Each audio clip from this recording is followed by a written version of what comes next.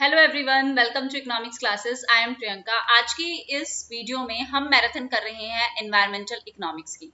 ठीक है, ये डेमोग्राफी क्यों लिखते हैं, एनवायरमेंटल इकोनॉमिक्स मेन है। एनवायरमेंटल इकोनॉमिक्स की हम जो है ये क्लास कर रहे हैं।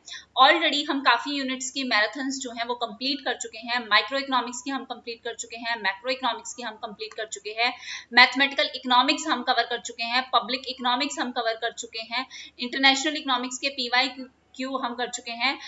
सॉरी, मैथमेटिकल इकोनॉमिक्स नहीं, हम इकोनोमेट्रिक्स जो है वो कवर कर चुके हैं। नेक्स्ट जो हमारी मैराथन होगी वो स्टेटिस्टिक्स और मैथमेटिकल इकोनॉमिक्स के फॉर्मूलेस पे होगी कंप्लीटली, जिससे वहां से आपका कोई भी क्वेश्चन नहीं रहेगा। मैक्सिमम मेरी कोशिश है कि आपकी जितनी भी इंपॉर्टेंट यूनिट्स हैं वो आपकी कवर हो जाए एग्जाम से पहले, ताकि आपको रिवीजन करने में आसानी हो। ठीक है, स्टार्ट करते हैं। हम इस यूनिट की बहुत ज्यादा डिमांड थी, इसलिए मैं पहले इस यूनिट को कवर कर रही हूँ, एनवायरमेंटल इकोनॉमिक्स को। ठीक है, क्योंकि आप सबने बोला था कि यूट्यूब पे किसी ने भी हमें कंप्लीटली नहीं करा रखी है, तो आप इस यूनिट को सबसे पहले कवर कर दो। तो सबसे पहले मतलब बाकी यूनिट्स और लेने की बजाय आप सबसे पहले एनवायरमेंटल ले लो। ठीक है, तो एनवायरमेंटल इकोनॉमिक्स से हम शुरू करते हैं। सब यूनिट्स की वन शॉट वीडियो की प्लेलिस्ट जो है अलग से बनाई हुई है। हर यूनिट की प्लेलिस्ट जो है वो भी अलग से बनाई हुई है, तो आप चेक कर लेना। पीवाईक्यूज मैक्सिमम जो है वो सॉल्व हो चुके हैं। एक रीडिंग कॉम्प्रीहेंशन की क्लास आपने और कहा था, वो भी लूंगी मैं। ठीक है, so let's begin with today's marathon. सबसे पहले एनवायरनमेंट की अगर हम बात करें तो सबको पता है एनवायरनमेंट का मतलब क्या होता है, बिकॉज हम एनवायरनमेंट में रहते हैं। ऑल्दो यहाँ से कोई भी क्वेश्चन आपका डायरेक्ट नहीं आएगा, बट मेरा फर्ज है क्योंकि हम एनवायरमेंटल इकोनॉमिक्स स्टार्ट कर रहे हैं। तो एनवायरनमेंट का क्या मतलब होता है? एनवायरनमेंट का मतलब होता है it include all the life forms, energy, material resources, stratosphere हो, ट्रोपोस्फेयर हो, सब कुछ इसमें इंक्लूड होता है। These constitute parts of environment. ये सारे एनवायरनमेंट आपस में इंटरेक्ट करते हैं, resulting in changes in environment. Result क्या होता है? हमारे एनवायरनमेंट में क्या आता है? चेंज आता है। ये पर्टिकुलर हमारा क्या है? एनवायरनमेंट है। अब एनवायरनमेंट में हमारी कुछ ना कुछ प्रॉब्लम्स जो हैं, हमने इसे इकोनॉमिक्स के साथ क्यों रिलेट किया है? तो जरूर कुछ ना कुछ बात होगी, तभी हमने इस चीज को इकोनॉमिक्स के साथ रिलेट किया है, वरना क्या जरूरत थी इकोनॉमिक्स के साथ रिलेट करने की? So yes, there is a need that we need to conclude economics, और we need to include environment in economics और इकोनॉमिक्स इन एनवायरमेंट। सो अगर हम बात करें इकोनॉमिक्स में, एनवायरमेंट को कंसीडर किया जाता है as one of the important और द कंपोजिट एसेट। बहुत इंपॉर्टेंट एसेट है इकोनॉमिक्स में एनवायरमेंट, जो हमें वेराइटी ऑफ सर्विसेज प्रोवाइड करती है। जैसे हम कहते हैं ना, land, labour, capital, entrepreneur, these are the four factors of production. So land is a natural resource which comes from the environment. जो कहाँ से आ रहा है? एनवायरमेंट से आ रहा है। तो ये हमें बहुत सारी services, variety of services provide करती है। रॉ मटेरियल हमें देते हैं, क्रूड ऑयल जो है, ये सब हमें कहाँ से मिल रही है? सब एनवायरमेंट से मिल रहा है for the consumption and production. हमारा जो वेस्ट होता है, इन सब से जो वेस्ट निकलता है उसको एब्जॉर्ब कौन करता है? एब्जॉर्प्शन कैपेसिटी किसमें है? एनवायरमेंट में है। हमें एस्थेटिक व्यूज कौन देता है कि हम पहाड़ों में घूमने जा रहे हैं, मन नहीं कर रहा तो वो व्यू हमें कहाँ मिल रहे हैं? वो सब कहाँ से मिल रहे हैं? एनवायरमेंट से मिल रहे हैं। तो हमारी इकोनॉमिक्स की बहुत सारी चीजें जो है वो एनवायरमेंट से रिलेटेड है। That's why we are including environment in economics. So एक फ्लो आया, सर्कुलर फ्लो मॉडल, जिसे हम Ayres Kneese material balance model भी कहते हैं, जो कब आया था? 1969 में। और इस पर्टिकुलर मॉडल ने क्या बात की थी? ये पर्टिकुलर मॉडल जो है वो बताता है कि इंट्रैक्शन है, there is a interaction. Sorry for the writing, दोबारा से लिख देती हूँ मैं, क्योंकि मैं ये पीडीएफ भी कोशिश कर रही हूँ कि मैं अब इन पीडीएफ्स को जो मैं लिखती हूँ वो सारी की सारी पीडीएफ्स आपको टेलीग्राम पे प्रोवाइड कर दूं। और मुझे याद नहीं रहता तो प्लीज कमेंट बॉक्स में मेंशन कर दिया करो। बहुत सारी चीजें हैं जो याद नहीं रह पाती हैं, मतलब मैं क्लास ले लेती हूँ, मैं बोल भी देती हूँ, मैं शेयर कर दूंगी, बट कई बार रह जाता है दिमाग से। ठीक है, तो आप लोग मुझे याद दिला दिया करो। यस, इंट्रैक्शन क्या बताया इस मॉडल ने कि that there is an interaction, और this model shows the interaction between the economy and the environment. Economy और एनवायरमेंट की इंट्रैक्शन को शो किया है। और इन्होंने बोला है that there is a flow of goods का फ्लो होता है, वेस्ट होता है विद इन द इकोनॉमी। ये हमारा सब, ये सारी चीजें हमें कहाँ से मिल रही है? एनवायरमेंट से मिल रही है। और ये सब किससे रिलेटेड है? इकोनॉमी से रिलेटेड है। इस मॉडल ने ट्रेडिशनल इकोनॉमिक कॉन्सेप्ट जो सर्कुलर फ्लो है एनवायरमेंटल सर्विसेज का, उसको और आगे जो है वो आगे इस चीज को बढ़ाया है। किस चीज के साथ मिला के? सस्टेनेबल डेवलपमेंट के साथ मिला के। तो कोर कॉन्सेप्ट हमने क्या लिया है कि यहाँ पे हमारी 2 सेक्टर इकोनॉमी है। ठीक है, एक तो हमारा क्या है? प्रोडक्शन सेक्टर, और दूसरा हमारा क्या है? Consumption sector. अगर सबसे पहले अगर हम प्रोडक्शन सेक्टर की बात करें तो प्रोडक्शन सेक्टर क्या करता है? प्रोडक्शन सेक्टर्स रिसोर्सेज को रिसोर्सेज को एक्सट्रैक्ट करता है, रिसोर्सेज को एक्सट्रैक्ट करता है, एनर्जी है, मटेरियल है, from the environment, obviously environment से, from environment, and transform them into goods and services, और इन्हें किस में चेंज करता है, गुड्स और सर्विसेज में चेंज करता है, ठीक है। अगर वहीं हम कंजम्पशन सेक्टर की बात करें तो कंजम्पशन सेक्टर क्या करता है, कंजम्पशन सेक्टर यूटिलाइज करता है इन्हीं गुड्स एंड सर्विसेज को और जनरेट करता है, और जनरेट करता है वेस्ट, और क्या जनरेट करता है, वेस्ट करता है in this process. So there are 3 environmental services, यहाँ पे 3 एनवायरमेंटल सर्विसेज की बात हुई है, E1, E2 एंड E3। सबसे पहले अगर हम E1 की बात करें तो E1 का मतलब क्या है, E1 का मतलब है supplier of resources, suppliers of resources, कि रिसोर्सेज का सप्लाई कौन कर रहा है, तो supply of resources. As you know environment is the one which provide you the essential resources, environment ही हमें क्या करता है, बहुत ही इंपॉर्टेंट जो हमारे रिसोर्सेज हैं, जैसे अगर आप मान लो कोल है, ऑयल है, मिनरल्स हैं, ये सब हमें एनवायरमेंट प्रोवाइड करता है, और ये यूज किए जाते हैं किसमें, ये सब यूज किए जाते हैं किसमें, प्रोडक्शन में, ये सारी चीजें यूज की जाती है प्रोडक्शन में। तो ये हाईलाइट करता है रोल ऑफ एनवायरमेंट, कि एनवायरमेंट का जो रोल है वो क्या है, एनवायरमेंट का जो रोल है वो क्या है, एज ए सप्लायर है, ठीक है। एक सेकेंड, ये एसी की डायरेक्शन चेंज कर, यस। सो एनवायरमेंट का जो रोल है वो क्या है, एज ए सप्लायर है, ये हो गया आपका E1।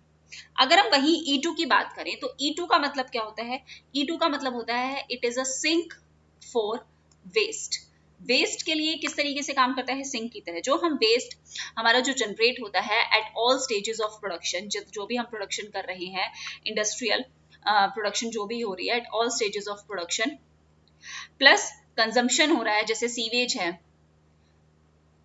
ये सारी चीजें एनवायरमेंट जो एक्ट करता है एज ए रिसेप्टर एक्ट करता है, और एज अ सिंक एक्ट करता है फॉर दीज वेस्ट प्रोडक्ट्स, ठीक है। ये आ सकता है E1 में क्या है, E2 में क्या है, E3 में क्या है, ये क्वेश्चन आ सकता है।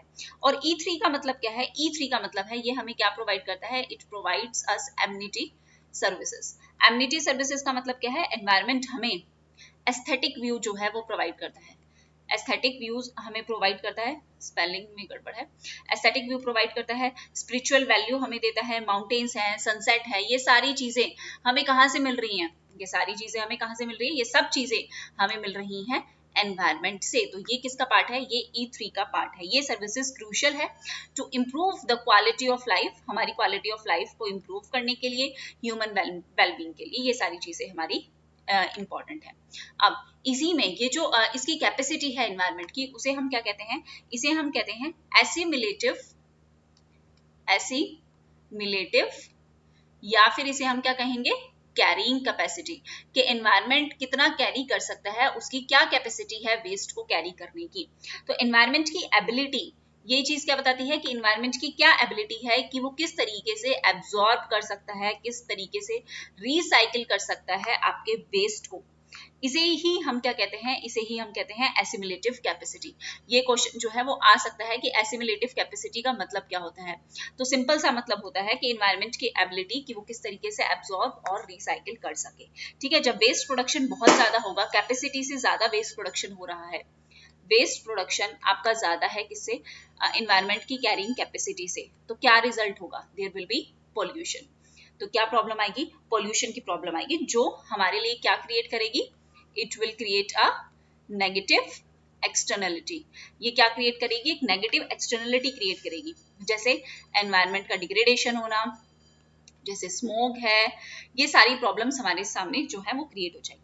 तो मेन प्रॉब्लम क्या है, हमें जो करना है वो क्या करना है, we need to make out a balance, हमें बैलेंस बनाने की जरूरत है वेस्ट जनरेशन में, कि वेस्ट कितना जनरेट हो रहा है, प्लस एनवायरमेंट की कैपेसिटी में। इसमें एक अगर बैलेंस होगा तो हम मैनेज कर पाएंगे सस्टेनेबली, और सस्टेनेबली मतलब आगे फ्यूचर जो जनरेशन है वो भी इसे यूज कर पाएगी। सस्टेनेबल का मतलब भी क्या होता है, which meets the need of present while thinking about the future needs to be fulfilled, ठीक है।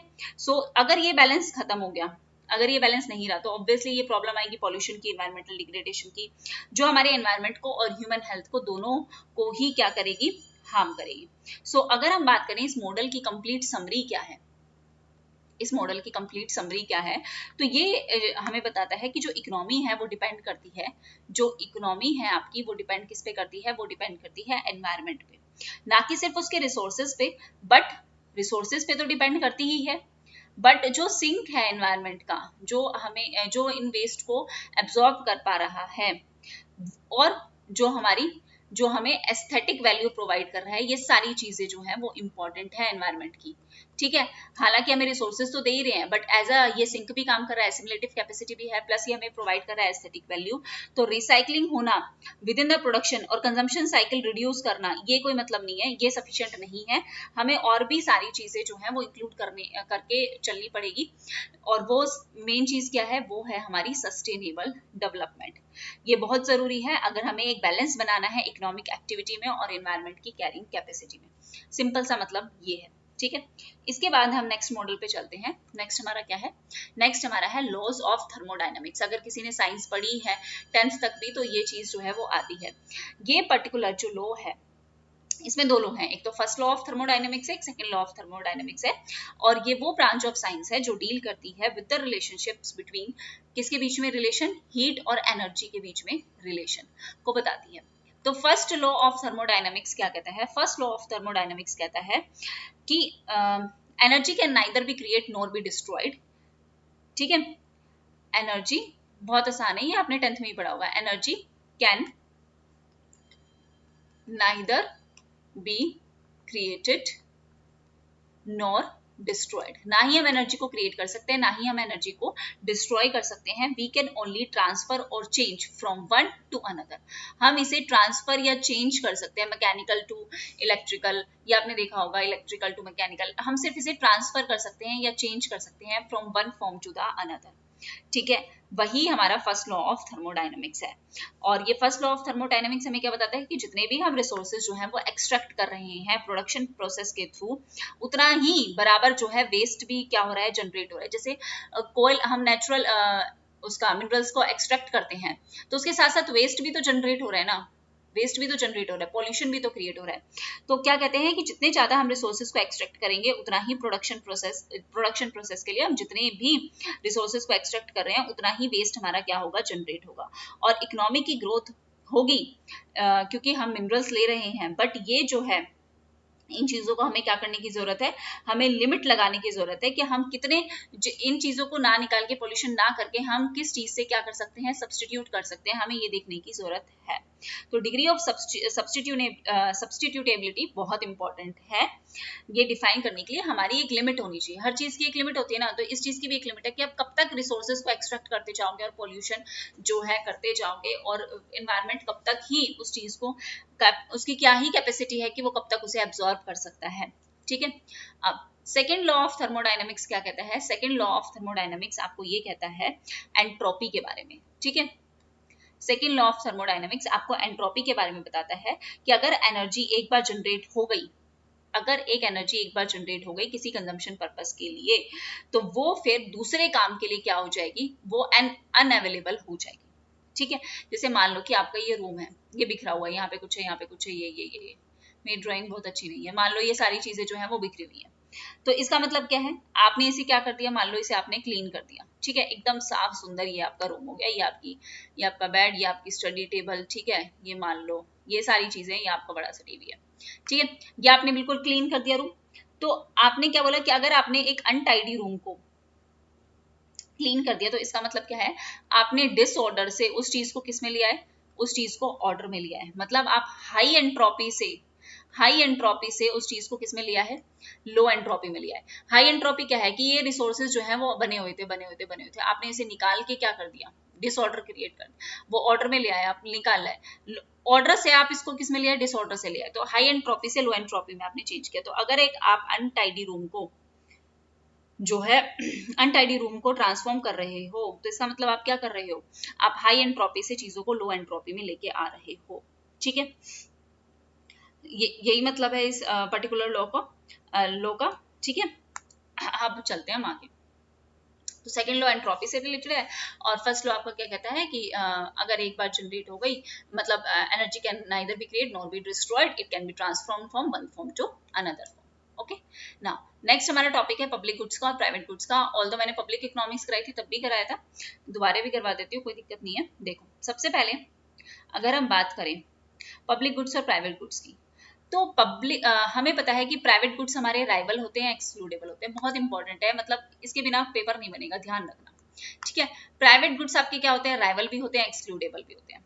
राइवल भी है मतलब एक के का अगर एक के कंजम्पशन से दूसरे के लिए कंजम्पशन जो है वो ऑटोमेटिकली कम हो जाएगी।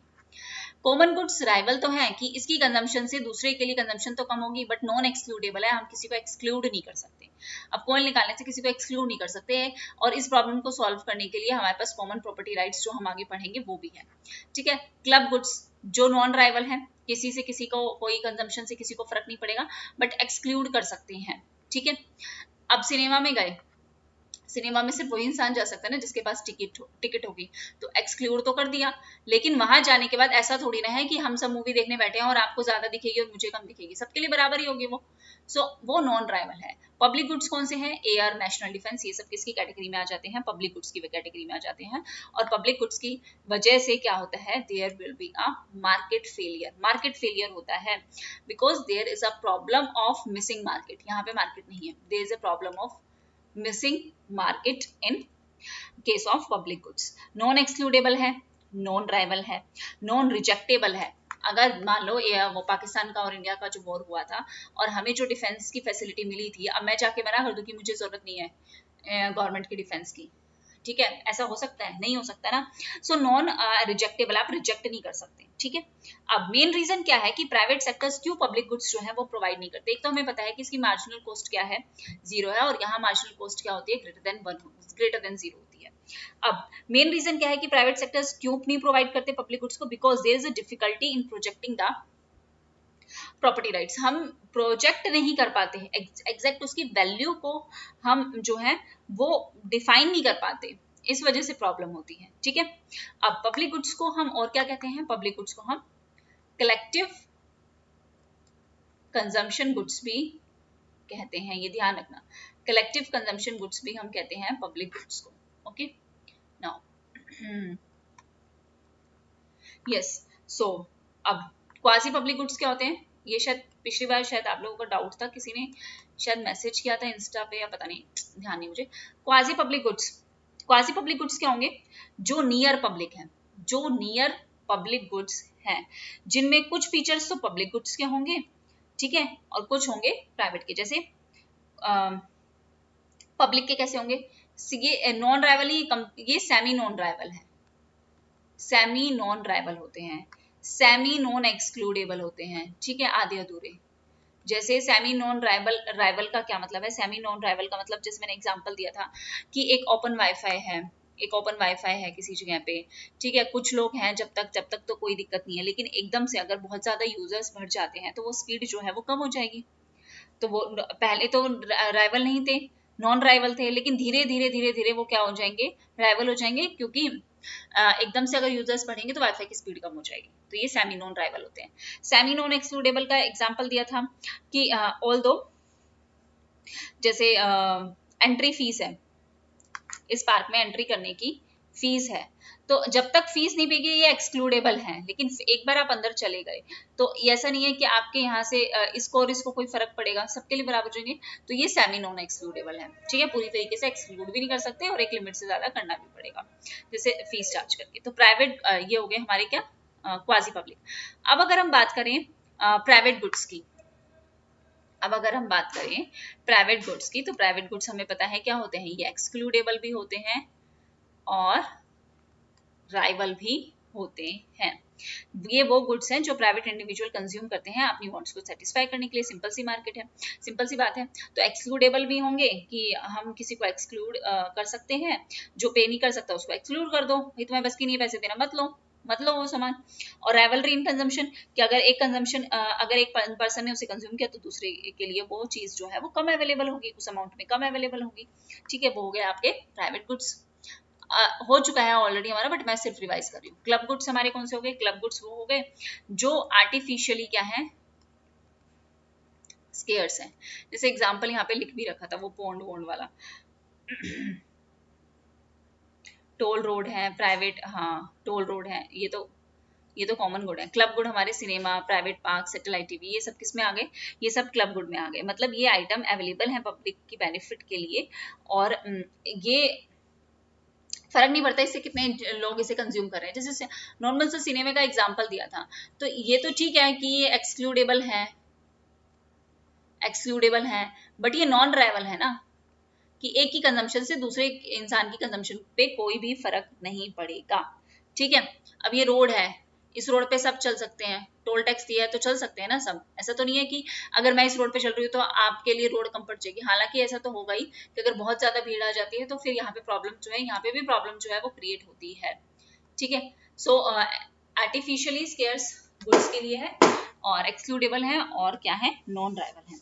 अब आपके जो कॉमन गुड्स होते हैं या फिर कॉमन पूल रिसोर्सेज गुड्स होते हैं, ये क्या है, ये जो है अवेलेबल है, नेचुरली भी हो सकते हैं और मैन मेड भी हो सकते हैं। ठीक है, जैसे होते तो ये पब्लिक गुड्स ही हैं, एक तरीके से ये पब्लिक ही हैं, बट इनको जो है वो प्राइवेट बना दिया जाता है। ठीक है, या फिर ये एक्सक्लूडेबल कर दिए जाते हैं। ठीक है, पब्लिक गुड से ये थोड़े से डिफरेंट इसलिए होते हैं क्योंकि यहाँ पे कंजम्पशन रेट बहुत ज्यादा होता है और इसका इम्पैक्ट जो है वो वैल्यू पे आता है। जैसे फिशिंग ग्राउंड है, अब जैसे मान लो कि ये फिशिंग ग्राउंड है, ये तो राइवल होंगे ना। अब किसी को एक्सक्लूड तो कर नहीं सकते, यहाँ से फिश लेने के लिए मैं किसी को एक्सक्लूड तो कर नहीं सकती, लेकिन ऐसा तो होगा कि इस बंदे ने फिश ले ली तो इसके लिए कम पड़ेगी, ऑब्वियस ही बात है। सो ये हो गए हमारे क्या, कॉमन पूल रिसोर्सेज। अब फ्री गुड्स क्या होते हैं, जो हमें फ्रीली अवेलेबल है, जैसे फ्री गिफ्ट ऑफ नेचर, हमारे जो सन है, हमारी एयर है, ये सब क्या है, ये हमारे लिए फ्रीली अवेलेबल है, इसके लिए हमें कोई पेमेंट नहीं करनी पड़ती, वो होते हैं हमारे फ्री गुड्स। ठीक है, नेक्स्ट स्टार्ट करते हैं। नेक्स्ट हमारा टॉपिक क्या है, property rights versus common property rights में क्या डिफरेंस है। प्रॉपर्टी राइट्स और कॉमन प्रॉपर्टी में क्या डिफरेंस है, देखो एनवायरमेंटल इकोनॉमिक्स में प्रॉपर्टी राइट्स और कॉमन प्रॉपर्टी राइट्स जो है वो अलग अलग अप्रोच है रिसोर्सेज को मैनेज करने के लिए। हर किसी का अपना एक ऑन सेट ऑफ इम्प्लीकेशन है एनवायरमेंट की सस्टेनेबिलिटी के लिए, इकोनॉमिक की एफिशिएंसी के लिए। प्रॉपर्टी राइट्स अगर हम बात करें, पर्टिकुलरली प्राइवेट प्रॉपर्टी की बात है, जनरली एनकरेज किया करते हैं मोर सस्टेनेबल रिसोर्सेज, क्योंकि यहाँ पे क्लियर एक ऑनरशिप है, क्लियर मुझे पता है कि ये चीज मेरी है तो मेरे पास ऑनरशिप है ना पूरी की पूरी। और कॉमन प्रॉपर्टी क्या हो गई, जहां पे रिसोर्सेज को शेयर किया जाता है ताकि उसका ओवर यूज हो या डिग्रेडेशन हो। तो क्योंकि यहाँ पे देखो, ये जैसे हमने अभी फिशिंग ग्राउंड का एग्जांपल लिया, वहां पे क्या आ जाते हैं, वहां पे कॉमन प्रॉपर्टी राइट्स आ जाते हैं। किस लिए, क्योंकि इस फिशिंग ग्राउंड पे किसी एक बंदे का, सिंगल का, इंडिविजुअल का तो राइट है नहीं जो वो बचा ले। अब यहाँ पे कोई भी आ सकता है तो ओवर यूज होगा, डिग्रेडेशन होगा, तो इसलिए कॉमन प्रॉपर्टी राइट्स जो है वो यहाँ पे असाइन किए जाते हैं, किसी पर्टिकुलर कम्युनिटी को असाइन किए जाते हैं कि भाई आपकी रिस्पॉन्सिबिलिटी है इस चीज को देखना, क्योंकि इंडिविजुअल अकाउंटेबिलिटी तो यहाँ पे हो नहीं सकती किसी की।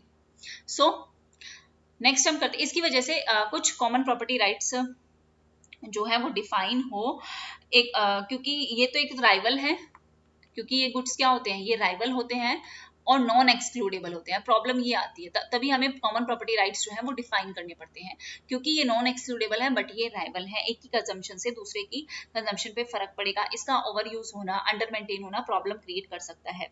क्योंकि कॉमन रिसोर्स कोई भी प्राइवेट बंदा तो ले नहीं रहा है, किसी भी प्राइवेट पर्सन के हाथ में तो है नहीं, तो डिफिकल्ट है उसकी जो रेट ऑफ डिग्रेडेशन होगा उसको हम कंट्रोल नहीं कर पाएंगे। और ना ही लोगों के पास अगर कोई इंसेंटिव है कि वो मिलके इस चीज को प्रोटेक्ट कर सकते हैं, जैसे वाइल्ड लाइफ है, तो इन सब में प्रॉब्लम आती है, किसकी, ट्रेजेडी ऑफ कॉमन्स की प्रॉब्लम आती है। तो गैरेट हार्डन है और एक इलिनोर ऑस्ट्रॉम है, जिनको नोबेल प्राइज भी मिला था, उन दोनों ने कुछ चीजें बताई, कुछ प्रिंसिपल्स बताए, जो कुछ सॉल्यूशंस बताए, किसके, ट्रेजेडी ऑफ कॉमन्स के, जो कॉमन प्रॉपर्टी की वजह से जो प्रॉब्लम आ रही है उसके कुछ सॉल्यूशंस जो है इन दोनों ने बताए। और ये सॉल्यूशंस जो है वो आपको याद होने चाहिए कि दोनों ने क्या क्या बताया है। देखो जैसे गैरेट हार्डन ने क्या बोला कि एनवायरमेंटल प्रॉब्लम जो है वो क्रिएट होती है, क्यों, क्योंकि हम इन कॉमन प्रॉपर्टी को जो है ओवर यूज कर लेते हैं। अब मुझे कोई रोकने वाला तो है नहीं, मैं जितनी चाहे उतने फिश ले सकती हूँ, है ना। हर किसी के पास इक्वल राइट है उस रिसोर्सेज को यूज करने का, क्योंकि वो एक तरीके से पब्लिक गुड है, तो ऑनरशिप तो है नहीं उसकी। जैसे माउंटेन्स मान लो, किसकी ऑनरशिप है, नहीं है ना, तो वहां पे कॉमन प्रॉपर्टी राइट्स होंगे, हम किसी को एक्सक्लूड भी नहीं कर सकते, किसी का एक्सक्लूजन पॉसिबल भी नहीं है, किसी को मना भी नहीं कर सकते। और अगर इस चीज को सॉल्व करने के लिए इन्होंने कुछ सॉल्यूशंस दिए। तो सबसे पहले जो सॉल्यूशन है ट्रेजेडी ऑफ कॉमन्स का, गैरेट हार्डन का, वो क्या है, देखो एक तो होने चाहिए सोशल कस्टम्स मेंटेन होने चाहिए। सोसाइटी के सोशल कस्टम्स जो है वो मेंटेन होने चाहिए।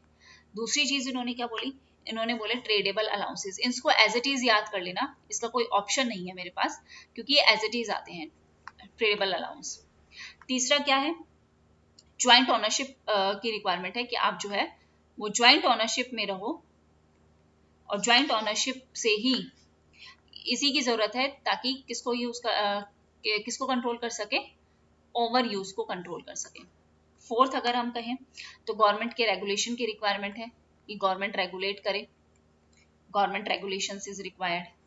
फिफ्थ क्या है, फिफ्थ है मेंबरशिप फीस लो, कि भाई यहाँ पे आना है तो आपको एक मेंबरशिप फीस जो है वो पे करनी पड़ेगी। अगर मेंबरशिप फीस होगी तो जो इसका यूसेज है वो रुक जाएगा, भाई जो पैसा दे पाएगा वही आ पाएगा। अगली चीज इन्होंने क्या बोली कि रेस्ट्रिक्ट कर दो नंबर ऑफ यूजर्स या मेंबर्स को, कि भाई 100 लोग ही अलाउड है या 10 लोग ही अलाउड है, 20 लोग ही अलाउड है, ऐसे करके आप रेस्ट्रिक्ट कर दो यूजर्स को या फिर मेंबर्स को। ठीक है। सेवंथ क्या है, सेवंथ फाइन और पेनल्टी लगा दो, ओवर यूज करने पे फाइन और पेनल्टीज जो है वो इम्पोज कर दो अगर in common property rights, common goods पे। ठीक है। ये सॉल्यूशन दिया गैरेट हार्डन ने 1968 में दिया, ये भी इंपॉर्टेंट है। 1968 में गैरेट हार्डन ने दिया, और हार्डन ने बोला कि ह्यूमंस जो हैं ये इंडिविजुअल्स के सामने प्रॉब्लम आती है कि वो कैसे इस ओवर कंजम्पशन को रोके, और तो इन्होंने अपने अपने सॉल्यूशंस दिए हैरेट गार्डन ने और इनियर ऑस्ट्रॉम ने, कब दिए 2019 में। और इन्होंने बोला, इन्होंने कुछ प्रिंसिपल्स दिए कि आप इन ट्रेजेडी ऑफ कॉमन्स को कैसे अवॉइड कर सकते हो। देखो जितने भी इनके पॉइंट्स हैं वो एज इट इज याद कर लेना, बहुत इंपॉर्टेंट है। देखो इन्होंने क्या बोला, पहली इन्होंने चीज बोली ग्रेजुएटेड सैंक्शंस होने चाहिए, कि किसको सैंक्शन मिला है यहाँ पे काम करने का, या इतना ये सैंक्शन गवर्नमेंट ने लगा रखा है। दूसरा इन्होंने बोला कि जो भी यूजर होंगे उनका एक प्रॉपर प्रोसीजर होगा, users had a procedure for making on rules, कि अब वो अपने रूल्स बना सकते हैं। ठीक है, प्रॉपर प्रोसीजर के साथ फॉर मेकिंग ऑन रूल्स। ठीक है। तीसरी चीज इन्होंने क्या बोली, बाउंड्रीज होनी चाहिए, boundaries of users and resources बिल्कुल क्लियर होने चाहिए कि ये रिसोर्सेज है। अगर आपको याद हो तो जैसे हमारे ब्रिटिशर्स के टाइम पे ब्रिटिशर्स ने ये हमारे फॉरेस्ट के एरिया पे यहाँ पे बोल नहीं लगा दिया था, कंट्रोल करना नहीं स्टार्ट कर दिया था।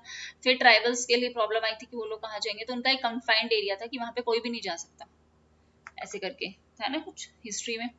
Fourth, boundaries of users and resources are clear. एक प्रॉपर कॉन्ग्रुएंस होना चाहिए किसमें, कि बेनिफिट और कॉस्ट का क्या प्रिंसिपल चल रहा है, congruence of benefit and cost, note कर लेना ये। ठीक है, नहीं करोगे तो मैं ये भेज ही दूंगी। ठीक है। और क्या है, रेगुलर मॉनिटरिंग होनी चाहिए, रेगुलर इनको मॉनिटर करो, रेगुलर मॉनिटरिंग होनी चाहिए यूजर्स की और रिसोर्सेज के कंडीशंस की, यूजर्स की और रिसोर्सेज की क्या कंडीशन है उसकी भी रेगुलर मॉनिटरिंग होनी चाहिए। 5 हो गए ना, 8 है 5। 6 कि हमारा एक प्रॉपर कन्फ्लिक्ट, एक मैकेनिज्म होना चाहिए रिजोल्यूशन का, कन्फ्लिक्ट रिजोल्यूशन। अगर कोई भी कन्फ्लिक्ट आ जाता है, मतभेद आ जाते हैं, तो उसका एक प्रॉपर रिजोल्यूशन मैकेनिज्म होना चाहिए कि इस चीज को कैसे सॉल्व करना है। ठीक है। और क्या बोला, minimal recognition rights by government, minimal recognition rights by government. और 8th लास्ट क्या है, नेस्टेड एंटरप्राइजेस। ये चीज जो है किसने बोली, आपके इलनर एस्ट्रॉम ने इस चीज की बात की। ये 8 सॉल्यूशन उन्होंने दिए और बाकी सॉल्यूशंस किसने, गैरेट हार्डन ने भी दिए। अब नेक्स्ट आपका टॉपिक आता है एक्सटर्नलिटी का। एक्सटर्नलिटी का मतलब क्या होता है, कॉस्ट और बेनिफिट जो होती है किसकी वजह से, by one party but financially incurred और रिसीव्ड बाय अनदर। प्रॉब्लम तो कोई और क्रिएट कर रहा है, मतलब दो तरीके की एक्सटर्नलिटी हम सबको पता है, एक नेगेटिव होती है एक पॉजिटिव होती है। प्रॉब्लम तो कोई और क्रिएट कर रहा है, लेकिन उसका रिजल्ट कोई तीसरा बंदा ही उसको फेस कर रहा है। यहाँ पे काम तो कोई और कर रहा है, फायदा किसी तीसरे को ही हो रहा है, तो वो पॉजिटिव हो गई। तो एक्सटर्नलिटी एक ऐसा इवेंट जो अकर होता है as a byproduct of another event. कोई इवेंट हुआ, उसका एक बाय प्रोडक्ट निकला और वो इवेंट हुआ। तो एक्सटर्नलिटी गुड भी हो सकती है और बैड भी हो सकती है, जिसे हम पॉजिटिव एक्सटर्नलिटी और नेगेटिव एक्सटर्नलिटी भी कहते हैं।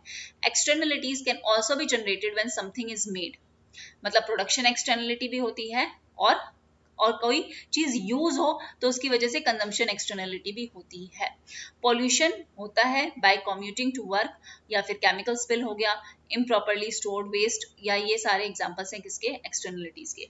गवर्नमेंट और कंपनीज इनको रेक्टिफाई करने की कोशिश करती है फाइनेंशियली और कुछ सोशल मेजर्स लेके, कि जो भी अगर नेगेटिव एक्सटर्नलिटी है तो उस चीज को क्या करना है, उस चीज को सॉल्व करना है, चाहे सोसाइटल मेजर्स ले और चाहे कोई फाइनेंशियल मेजर ले इस चीज को सॉल्व करने के लिए। ठीक है, ये प्रॉब्लम आती है। तो सिंपल सी बात है, एक्सटर्नलिटी का मतलब क्या है। एक्सटर्नलिटी जो हो रही है इसकी वजह से प्रॉब्लम क्या आती है, we are not able to achieve the Pareto optimality condition. हमें जो एक ऑप्टिमल कंडीशन है ना, वो हम अचीव नहीं कर पाते। पैरेटो ऑप्टिमैलिटी की कंडीशंस जो है वो अचीव नहीं हो पाती अंडर परफेक्ट कंपटीशन में। ठीक है, ये प्रॉब्लम आती है जब डिसीजन, ठीक है। तो जैसे एग्जांपल था कि जैसे मान लो कि एक इंडस्ट्री है और इस इंडस्ट्री से धुआं निकल रहा है, ठीक है, इस इंडस्ट्री से ये धुआं निकल रहा है, तो ये आसपास के एरिया को क्या दे रहा है, नेगेटिव एक्सटर्नलिटी दे रहा है, लेकिन क्या इस चीज को अकाउंट किया गया, नहीं किया गया। तो इसे अकाउंट करना चाहिए जीडीपी में। वही बात है, अगर मान लो कि ये मेरा घर है और मेरे यहाँ पे क्या है, पार्क है, और मैं इसको मेंटेन करती हूँ, इस पार्क से एक अच्छा एनवायरनमेंट क्रिएट होता है आसपास के लोगों के लिए भी, तो ये एक पॉजिटिव एक्सटर्नलिटी है। बट क्या ये अकाउंट हुई, नहीं हुई। तो ये जो है मार्केट फेलियर हो जाता है यहाँ पे, जब कोई प्रॉपर तरीके से हम नेगेटिव और एक्सटर्नल पॉजिटिव एक्सटर्नलिटीज को काउंट नहीं कर पाते हैं। अब कितने टाइप की एक्सटर्नलिटीज होती है वो देखते हैं। सबसे पहले नेगेटिव एक्सटर्नलिटी या एक्सटर्नल कॉस्ट या फिर एक्सटर्नल डिसइकोनॉमी। मतलब क्या है, जैसे मैंने एग्जांपल दिया कि पॉल्यूशन है by a firm during the production के टाइम पे जो है पॉल्यूशन हुआ है। ट्रेजेडी ऑफ कॉमन्स हमने अभी किया, जैसे ओवरफिशिंग का एग्जांपल लिया हमने। अगर ओवरफिशिंग हो रही है एक एरिया में, तो ये भी एक प्रॉब्लम है। तो आपको लेस आउटपुट मिलेगा, दूसरी फिशिंग कंपनीज लेस आउटपुट जो है वो जनरेट करेंगी, तो उनके लिए नेगेटिव एक्सटर्नलिटी है। पॉजिटिव एक्सटर्नलिटी बेनिफिशियल या एक्सटर्नल इकोनॉमी का मतलब क्या होता है कि मैंने अपने घर के बाहर गार्डनिंग की और इसका बेनिफिट औरों को भी हो रहा है। नेटवर्क एक्सटर्नलिटी का मतलब क्या है, इसका तो एक सिंपल सा एग्जांपल है, जैसे मान लो मैंने फोन लिया वीडियो कॉल करने के लिए, तो मैं किसी को तो वीडियो कॉल करूंगी ना, तो उसके पास भी क्या होना चाहिए, स्मार्टफोन होना चाहिए। तो ये चीज किसके साथ लिंक हो गई, दूसरी चीज के साथ इंटरलिंक हो गई। पिक्यूनरी एक्सटर्नलिटीज का क्या मतलब है, इसका मतलब है कि जब वो चीज कंजम्पशन पे या प्रोडक्शन पे इफेक्ट ना डाल के कहाँ डाल देती है, प्राइसेस पे। जैसे प्रॉपर्टी डीलर्स का एग्जांपल ले लो, ठीक है, इससे ना प्रोडक्शन पे इफेक्ट पड़ेगा ना कंजम्पशन पे, लेकिन प्राइसेस पे इफेक्ट पड़ता है उन चीजों से, तो वो क्या हो गए, पिक्यूनरी एक्सटर्नलिटीज। टेक्नोलॉजिकल एक्सटर्नलिटीज का मतलब क्या होगा, जो हमारी प्रोडक्शन और कंजम्पशन को क्या डालते हैं, इफेक्ट डालते हैं। ठीक है, वो हमारे क्या हो गए, टेक्नोलॉजी में कोई चेंज आ गया तो वो हमारे किसका पार्ट बन गए, टेक्नोलॉजिकल एक्सटर्नलिटीज का पार्ट बन गए। क्लियर है। यहाँ से ये पर्टिकुलरली वन लाइनर क्वेश्चन आ जाते हैं कि इस पर्टिकुलर चीज को हम क्या कहते हैं। सबसे पहले अगर हम बात करें नेगेटिव एक्सटर्नलिटीज फ्रॉम प्रोडक्शन, इसका मतलब क्या है, जहां पे आपकी मार्जिनल सोशल कॉस्ट, मतलब जो एडिशनल सोशल कॉस्ट आ रही है, नेगेटिव है ना, तो कॉस्ट आपकी ज्यादा होगी किससे, मार्जिनल प्राइवेट कोस्ट से। प्राइवेट कोस्ट से ज्यादा कोस्ट किसको जा रही है, सोसाइटी को जा रही है। जैसे air, land, river, noise pollution, ये कहाँ से, इन सब में पॉल्यूशन हो रहा है किसकी वजह से, फैक्ट्री एमिशन की वजह से। तो मार्जिनल प्राइवेट कोस्ट कम है, इनको कम नुकसान है, ज्यादा नुकसान किसको है, सोसाइटी को नुकसान है। तो मार्जिनल सोशल कॉस्ट जहां ज्यादा हो मार्जिनल प्राइवेट कॉस्ट से, वो है नेगेटिव एक्सटर्नलिटीज फॉर प्रोडक्शन। और मैं इसका एक डायग्राम भी बताऊंगी आपको, मैंने यहाँ पे मेंशन कर रखे हैं, देखो सारे।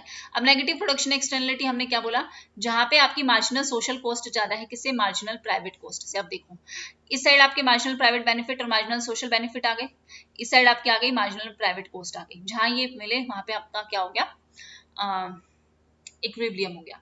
अब क्या नेगेटिव प्रोडक्शन एक्सटर्नलिटी है, तो इसका मतलब क्या होगी, मार्जिनल सोशल कॉस्ट ज्यादा होगी किससे, मार्जिनल प्राइवेट कॉस्ट से। तो ये जो पर्टिकुलर एरिया बना, वो आपको क्या शो करेगा, dead weight loss for social of social welfare. Social welfare का क्या है, ये डेड वेट लॉस है ये पर्टिकुलर एरिया। देखो यहाँ से क्वेश्चन आ जाता है, इसलिए मैं आपको बता रही हूँ, बहुत ज्यादा डिटेल में नहीं बता रही हूँ क्योंकि मैराथन है। आई होप इतना तो आपको पता होगा। मैं यहाँ पे ये नहीं बता रही कि मार्जिनल सोशल कॉस्ट क्या है, प्राइवेट कॉस्ट क्या है, ठीक है। नाउ नेक्स्ट, अच्छा प्राइवेट कॉस्ट और सोशल कॉस्ट का मतलब बता देते। देखो प्राइवेट कॉस्ट का मतलब क्या होता है, वो कॉस्ट जो डायरेक्टली किसी इंडिविजुअल को हुई है किसी प्रोडक्ट को कंज्यूम करने में, ठीक है, या फिर किसी प्रोडक्ट को प्रोड्यूस करने में, वो तो आ गई आपकी प्राइवेट कॉस्ट, ठीक है। अब और प्राइवेट बेनिफिट का मतलब क्या होता है, वो बेनिफिट्स जो रिसीव हुए हैं डायरेक्टली किसी कंज्यूमर को या प्रोड्यूसर को किसी भी प्रोडक्ट से, वो हो गए आपके प्राइवेट बेनिफिट्स हो गए, ठीक है। सोशल कॉस्ट आपकी क्या है, सोशल कॉस्ट वो टोटल कॉस्ट जो एक सोसाइटी को इंकर होती है, पूरी सोसाइटी को जो इंकर होती है। प्राइवेट का मतलब है इंडिविजुअल, सिंपल सी बात है, इंडिविजुअल का फायदा नुकसान और सोसाइटी का फायदा नुकसान। फायदा है बेनिफिट, नुकसान है कॉस्ट, सिंपल, ठीक है।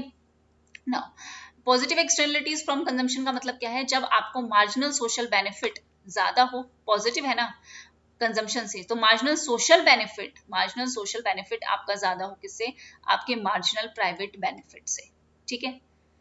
तो ये आपका किसका पार्ट बन गया, पॉजिटिव एक्सटर्नलिटीज का पार्ट बन गया। यहाँ पे प्रोडक्शन थी इसलिए कॉस्ट आई, और कंजम्पशन है तो हमें यूटिलिटी मिलेगी इसलिए हमने बेनिफिट की बात की, सिंपल सी बात है, ठीक है।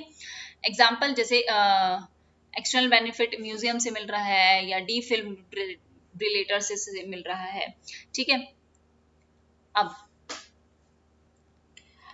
यहाँ पे आपको क्या दिख रहा है, जहां पे आपका मार्जिनल सोशल बेनिफिट ज्यादा है किससे, मार्जिनल प्राइवेट बेनिफिट से, तो वो आपका क्या हो गया, बना के दिखा दूं क्या,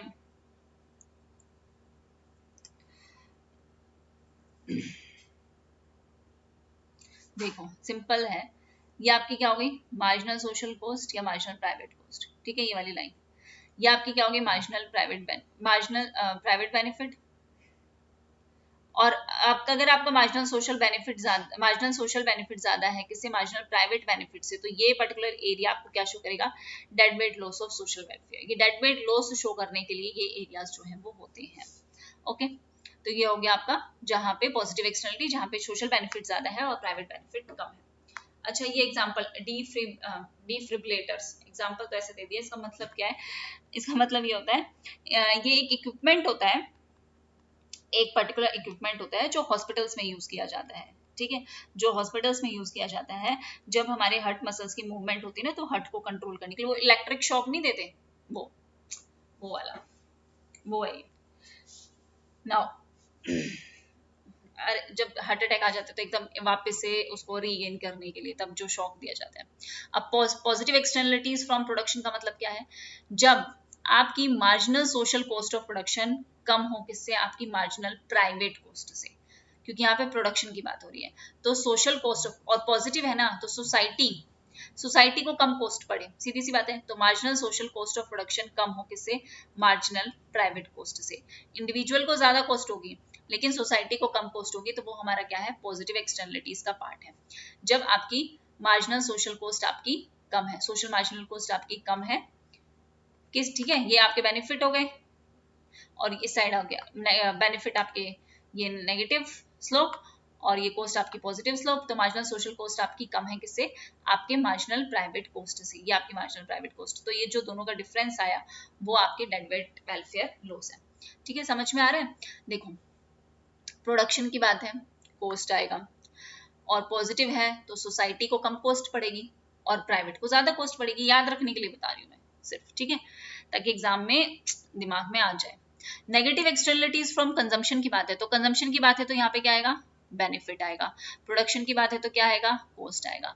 नेगेटिव है तो इसका मतलब क्या है, सोसाइटी को नुकसान होगा, तो मार्जिनल सोशल बेनिफिट कम है किससे, मार्जिनल प्राइवेट बेनिफिट से। प्राइवेट को, इंडिविजुअल को ज्यादा बेनिफिट है, सोसाइटी को कम बेनिफिट है, तो नेगेटिव हो गया ना ये।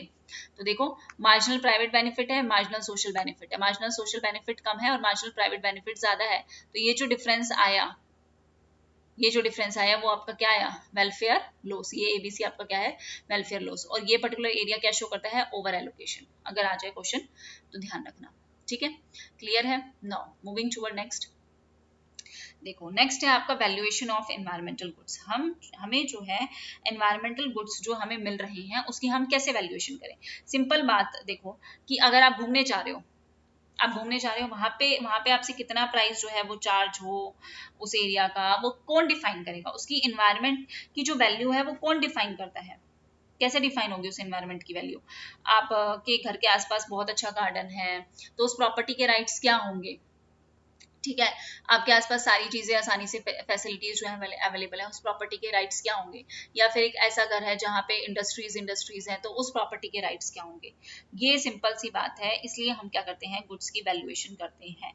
क्योंकि एनवायरमेंट का ना कुछ रोल होता है। एनवायरमेंट का रोल होता है कि वो हमें रिक्रिएशनल एक्टिविटीज के लिए वेन्यू प्रोवाइड करता है। रिक्रिएशनल एक्टिविटीज हम करते हैं ना, रिक्रिएशनल एक्टिविटीज के लिए एवेन्यू प्रोवाइड करता है। ये एब्जॉर्ब करता है वेस्ट को। तो जब हम एनवायरनमेंट हमारे लिए इतना सब कुछ कर रहा है तो उसकी तो वैल्यू तो कुछ होगी ना, उसकी वैल्यू तो हमें डिफाइन करनी पड़ेगी। एब्जॉर्ब करता है वेस्ट को और हमारी लाइफ को तो कैरी कर ही रहा है, हमें हैबिटेट प्रोवाइड कर रहा है। और एनवायरनमेंट क्या कर रहा है, जो प्रोडक्शन हो रही है आउटपुट की वो कहाँ से हो रही है, सारा रॉ मटेरियल कौन प्रोवाइड कर रहा है, एनवायरनमेंट प्रोवाइड कर रहा है, ठीक है। क्लाइमेटिक कंडीशंस को रेगुलेट करना, carbon dioxide, soil fertility, erosion, solar energy, ये सब कौन दे रहा है, ये सब एनवायरनमेंट दे रहा है, ठीक है। और बस मतलब बहुत सारी चीजें, सब कुछ एनवायरनमेंट ही कर रहा है एक्सेट्रा। सो उनको हमें जो है उनकी वैल्यू करनी पड़ेगी। अब क्या जरूरत है, हम क्यों जो है वैल्यू कर रहे हैं, तो वैल्यू करने की रिक्वायरमेंट क्या है। अभी हमने बोला कि जब हम एनवायरनमेंट की कैपेसिटी से ज्यादा, उसकी कैपेसिटी से ज्यादा अगर हम उसे ओवर यूज करेंगे तो पॉल्यूशन की प्रॉब्लम क्रिएट होगी। तो इसलिए हमारे पास हमें जरूरत होती है जब एक्सप्लॉयटेशन बहुत ज्यादा हो और रीजनरेशन कम हो जाए। एक्सप्लॉयटेशन ज्यादा हो और उसकी रीजनरेशनल जो कैपेसिटी है, वापस से बनने की जो कैपेसिटी, हमें पता है कि takes millions of years for the production of crude. ये जो बन रहा है क्रूड ऑयल जहां से निकल रहा है, कि इसके लिए सालों लगते हैं, सालों तक वो चीजें डिकम्पोज होती रहती है, फिर जाके हमें जो है ये नेचुरल मिनरल्स जो है वो मिल पाते हैं। तो उसको रीजनरेट करने में कम टाइम लग रहा है और उसका एक्सप्लोटेशन तेजी से हो रहा है। इसलिए हमें जरूरत है कि हमें एनवायरनमेंट की क्या करनी है, वैल्यूएशन करनी है, ठीक है। और अभी बहुत सारे ऐसे जो है कंजर्वेटिव मेजर्स जो है यूज करे गए हैं, SDG MDG गोल्स भी आपको पता है वो आए हैं, किस लिए, ताकि वर्ल्ड लेवल पे हम अपने एनवायरनमेंट को क्या बना सके, सस्टेनेबल बना सके, ठीक है। नाउ सो कॉन्सिक्वेंटली रिजल्ट क्या हुआ कि अब जो जीडीपी हम मतलब अगर एनवायरनमेंट के पॉइंट ऑफ व्यू से जीडीपी कैलकुलेट होती है तो वो होती है EDP, एनवायरमेंटल एडजस्टेड जीडीपी जो है वो कैलकुलेट होगी, जिसमें जीडीपी प्लस क्या होगा, वैल्यू ऑफ एनवायरनमेंट, जिसमें GDP plus value of environment जो है वो इंक्लूड होगा। ओके नाउ अब total economic values of environment में कौन कौन सी वैल्यूज आती हैं, मैंने लिख नहीं रखा ना शायद। देखो ये इंपॉर्टेंट है, वैल्यूएशन टूल्स बाद में कराऊंगी, एक चीज और करानी है मुझे यहाँ पे, ये तो सबको पता है इसलिए मैं इसको इरेज कर रही हूँ। कुछ क्वेश्चंस आते हैं एक मैचअप के, जैसे यूज वैल्यू का मतलब क्या होता है, मैचअप के क्वेश्चन आए हैं यहाँ से। नॉन यूज वैल्यू का क्या मतलब है, नॉन यूज वैल्यू का, बीक्वेस्ट वैल्यू का क्या मतलब है, ऑप्शन वैल्यू का क्या मतलब है, सब।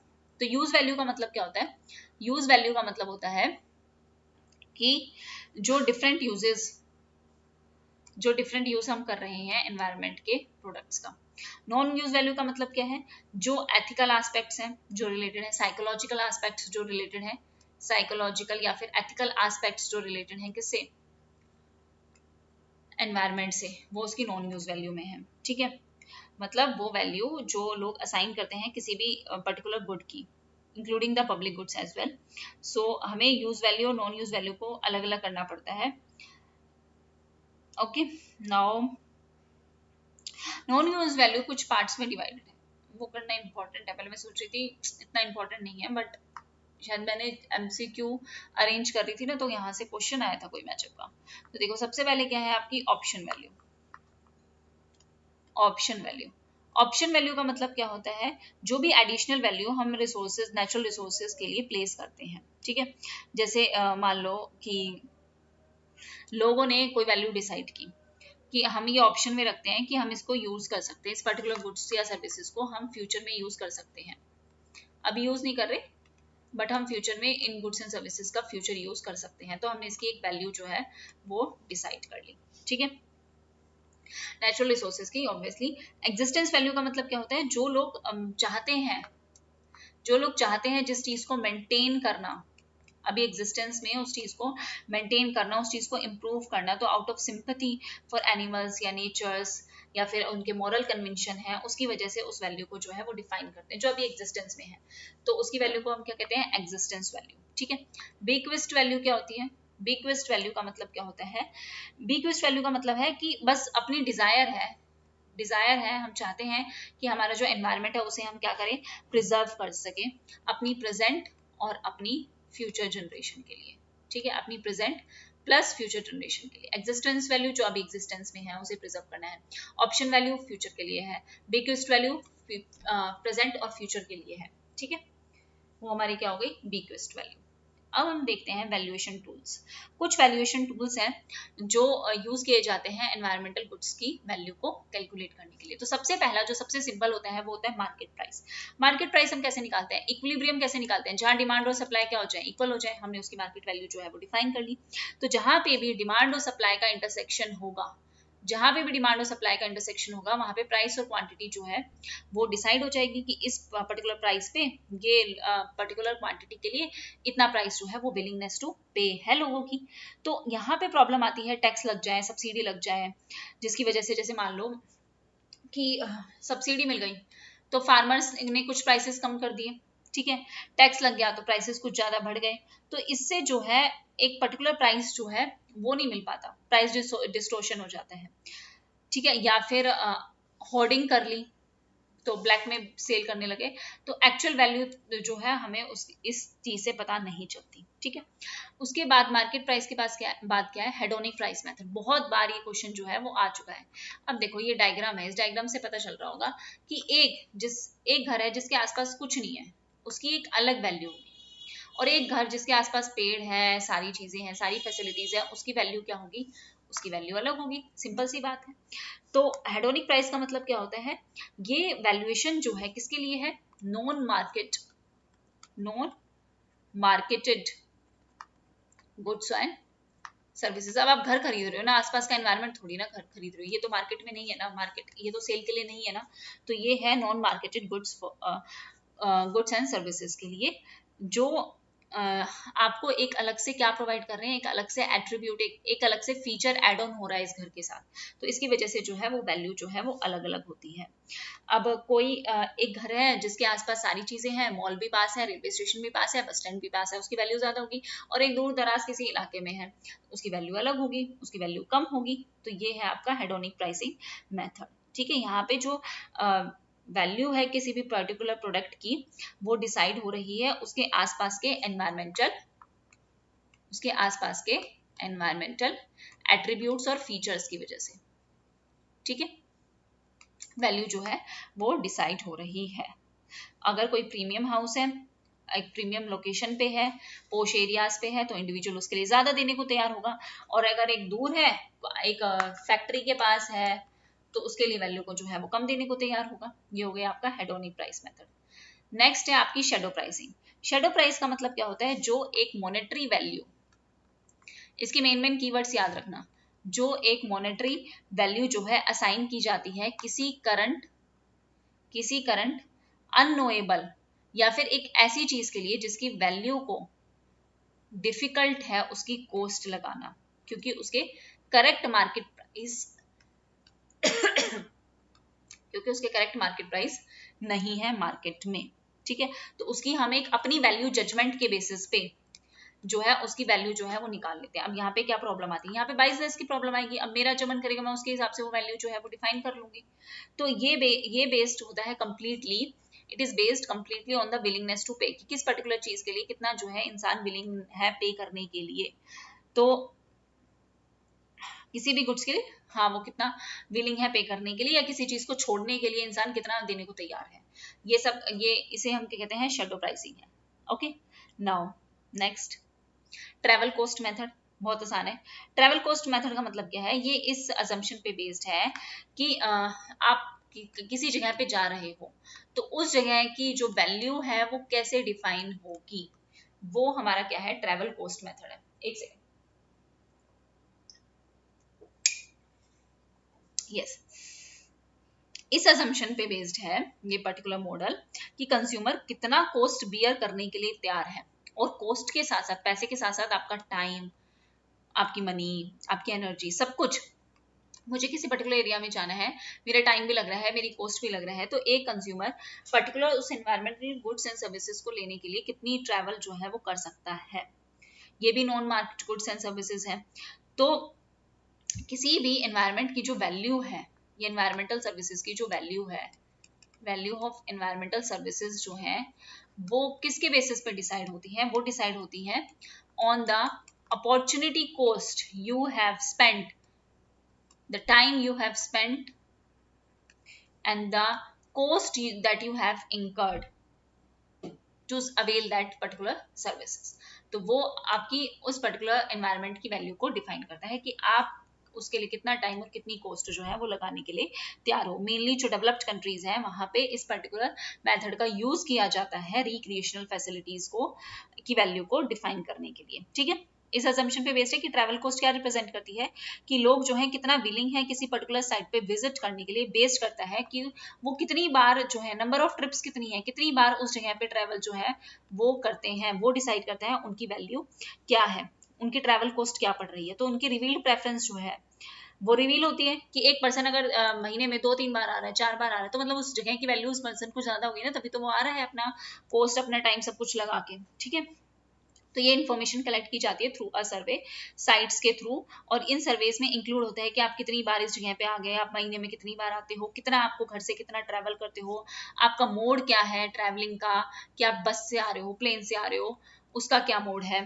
ठीक है, क्या क्या चीजें लेते हैं, लिख लेते हैं कि नंबर ऑफ विजिट्स आपकी कितनी है, आपका मोड क्या है ट्रैवल का, कि आप किस मोड से आ रहे हो, और आपका कितना डिस्टेंस है होम और आप जहां जा रहे हो उसके बीच में, versus the place you visit.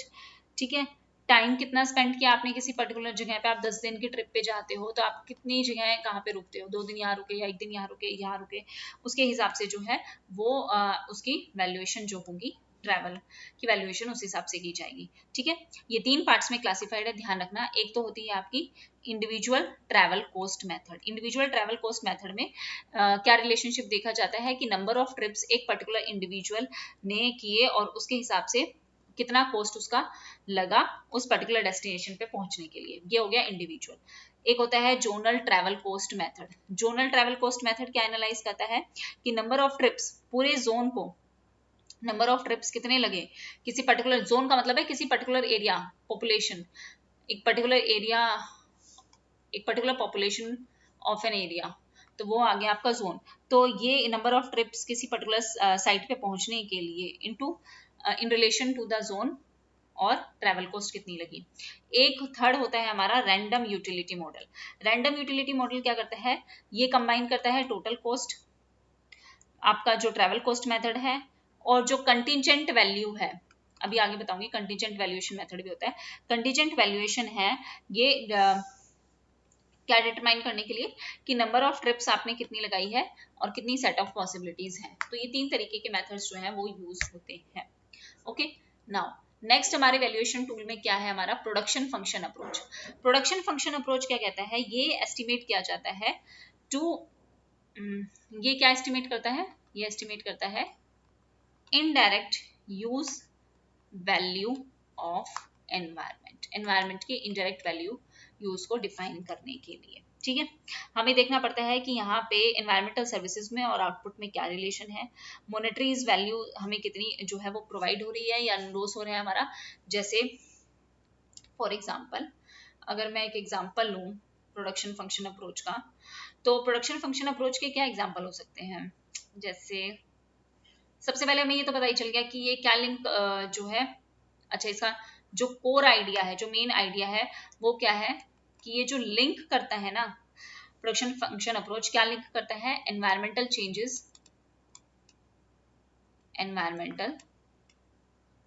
Changes to change in output of goods and, अभी मतलब एग्जांपल लेके बताऊंगी, goods and services that have the market value. Simple सी बात है कि अगर हमारे एनवायरनमेंट में जो चेंज आया उसकी वजह से हम जो गुड्स या आउटपुट प्रोड्यूस कर रहे हैं उसकी वैल्यू में क्या चेंज आता है। जैसे फॉर एग्जांपल ले लो पॉलिनेशन। अगर हम पॉलिनेशन का एग्जांपल लें तो इसका मतलब क्या है कि क्या इम्पैक्ट हुआ इंसेक्ट्स पॉलिनेशन का किसके ऊपर, क्रॉप की प्रोडक्शन पे, क्रॉप की यील्ड पे। ठीक है, अगर बेटर पॉलिनेशन की वजह से क्रॉप यील्ड्स ज्यादा हुई तो रेवेन्यू ज्यादा होगा। ठीक है, तो ये एक एट्रीब्यूट है, ये एक पॉजिटिव पॉइंट है। अगर हम दूसरा एग्जांपल लें कि वाटर क्वालिटी का, कि अगर अच्छी क्वालिटी ऑफ वाटर है तो इसका मतलब हमें वहाँ पे एयर प्योरीफायर, वो वाटर प्योरीफायर की कम जरूरत है उस पर्टिकुलर में, ये हमारे लिए कॉस्ट सेविंग होगा।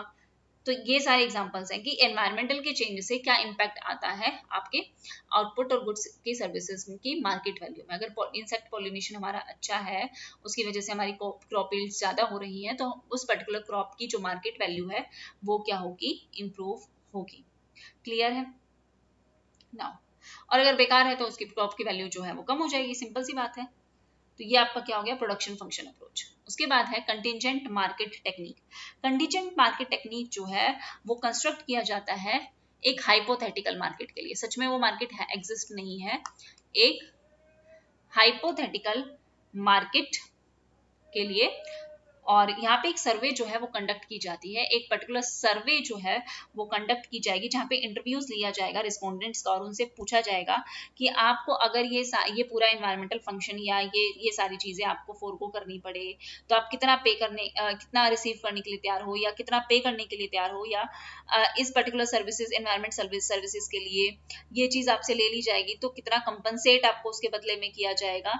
इस तरीके से ये पर्टिकुलर मार्केट जो है वो एग्जिस्ट नहीं करती। पर्सन हाइपोथेटिकल कंज्यूमर्स ही होते हैं हमारे, तो उन्हें पता नहीं है कि इस पर्टिकुलर एनवायरनमेंट से क्या बेनिफिट, क्या कॉस्ट है इसकी, या क्या बेनिफिट मिल रहा है, तो वो कुछ भी अपनी एक वैल्यू जो है वो बता देते हैं। जैसे एक एग्जांपल है कि मुझसे कोई पूछे कि आप इस पर्टिकुलर सर्विसेज के लिए कितना पे करने के लिए तैयार हो, तो मैं कह दूं 10,000, पर क्या 10,000 पे करने के लिए तैयार हो जाऊंगी, नहीं होंगी ना।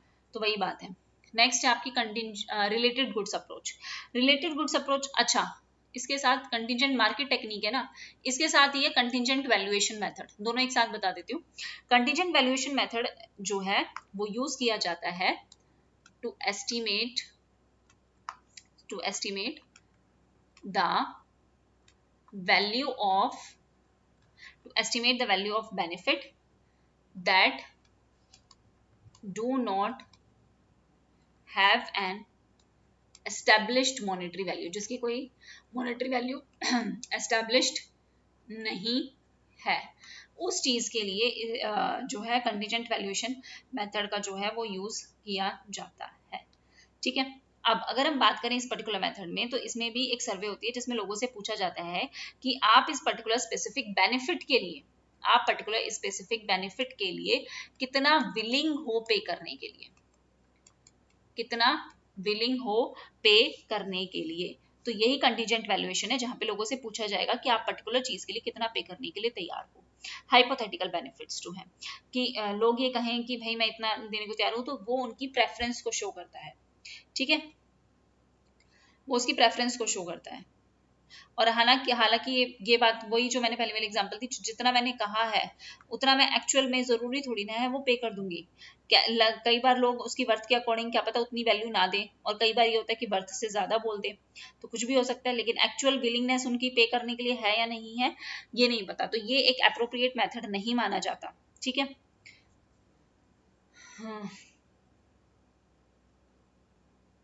अच्छा देखो दोनों में क्या डिफरेंस है, अगर आप ये पूछोगे तो कंटिजेंट वैल्यूएशन मेथड में बेनिफिट की बात होती है, that what they are willing to pay, ठीक है, मॉनेटरी टर्म्स में।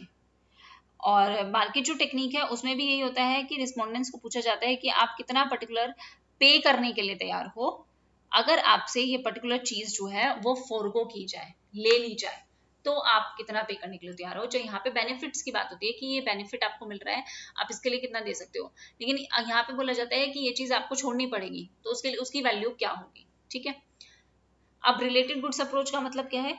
रिलेटेड गुड्स अप्रोच जो है इसे हम डायरेक्ट सब्स्टिट्यूशन अप्रोच भी कहते हैं। ठीक है, इसका मतलब क्या है? इस केस में जो वैल्यू है सिमिलर गुड्स की वो यूज की जाती है किस चीज की वैल्यू करने के लिए? नेचुरल रिसोर्सेज को। मतलब जो रिलेटेड गुड्स हैं वो गुड्स एक्चुअल में है नहीं, लेकिन हमने उसे रिलेट कर दिया किसी और गुड्स के साथ। नेचुरल रिसोर्सेज की वैल्यू को असर्टेन करने के लिए हम उसके जैसी एक सिमिलर गुड्स के साथ देख लेते हैं उस सिमिलर गुड्स की क्या वैल्यू है, उसके हिसाब से उस गुड्स की भी वैल्यू जो है वो डिफाइन कर देते हैं। ठीक है, जैसे हमने ये कैरोसिन है या फिर कोल है, उसको हमने डिफाइन कर दिया कि उसकी वुड के साथ, या वुड जो लेते हैं ना, लकड़ियां काटते हैं, उसके साथ उसकी वैल्यू को कंपेयर कर दिया कैरोसिन का या वुड का, तो उससे हमें वैल्यू जो है वो पता चल गई। ठीक है, उसके बाद है डिफेंसिव एक्सपेंडिचर मेथड। देखो, डिफेंसिव एक्सपेंडिचर मेथड का मतलब क्या होता है? वो एक्सपेंडिचर जो जैसे पॉल्यूशन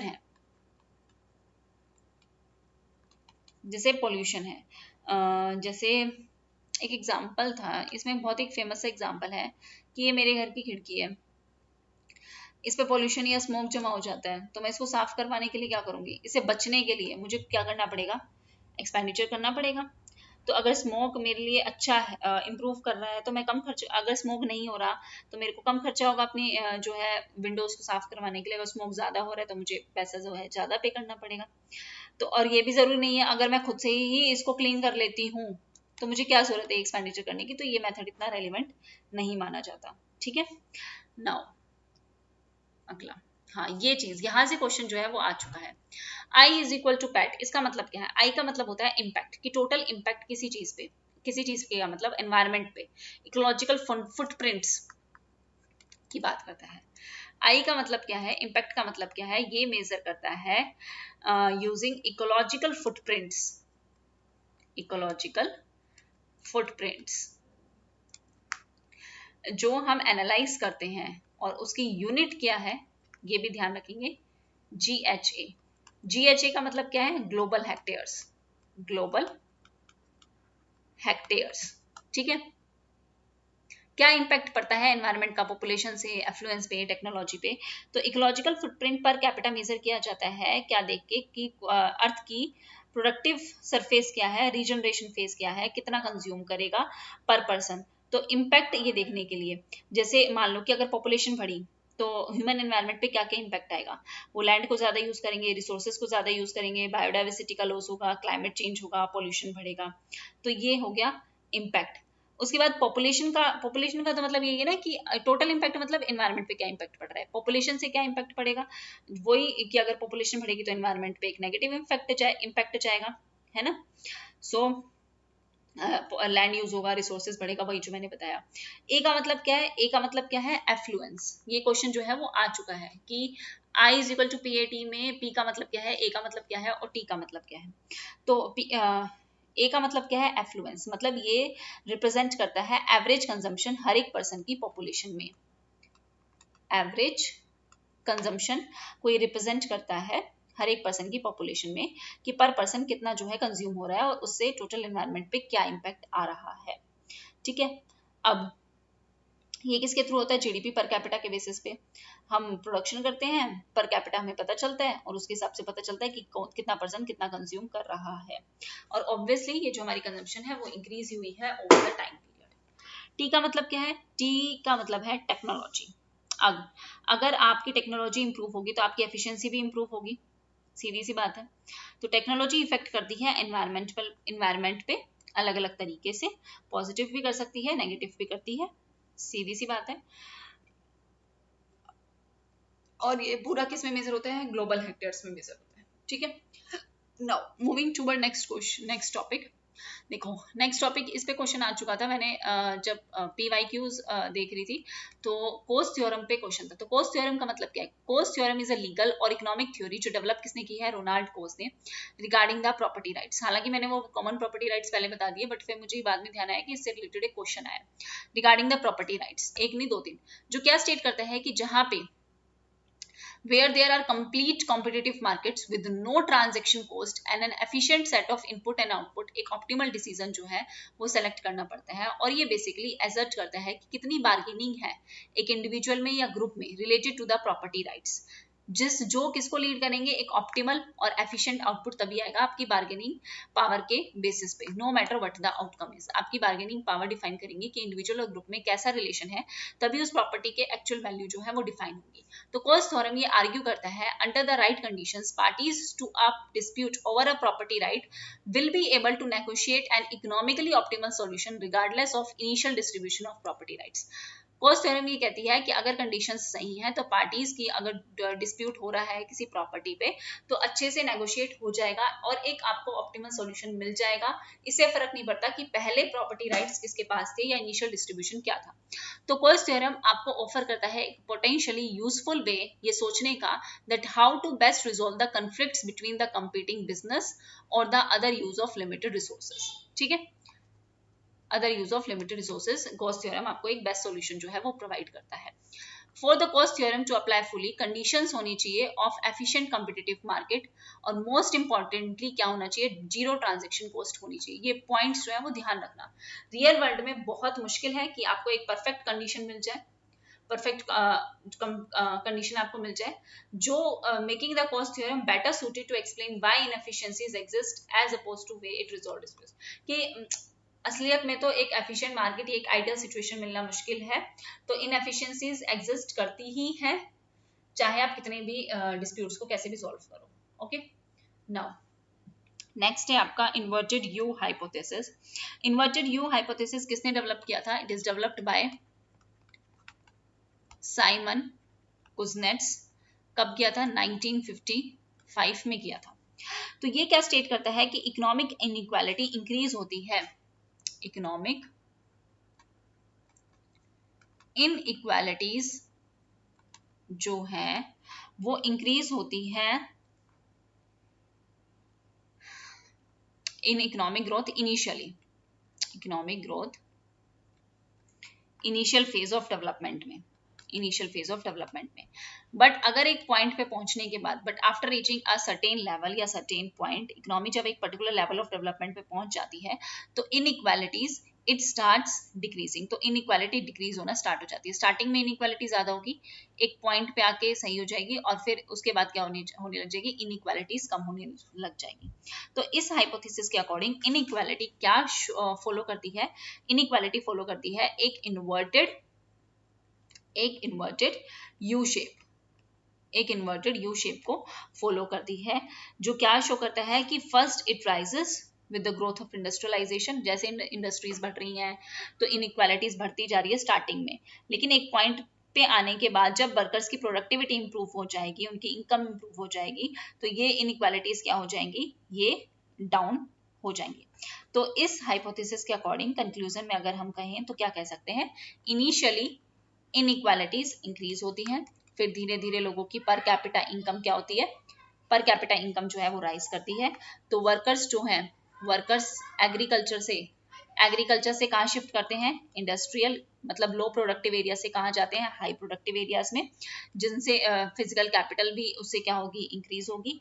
और फर्दर जो है ये बेनिफिट करेगा जो है एम्प्लॉयज को, वर्कर्स को, कि उनकी फर्दर जो है वो इनकम इंक्रीज हो, क्योंकि वो हाई एक एरिया में चले गए, हाई प्रोडक्टिव सेक्टर में चले गए, तो उससे इनइक्वालिटीज क्या होंगी? रिड्यूस होंगी। ठीक है, अब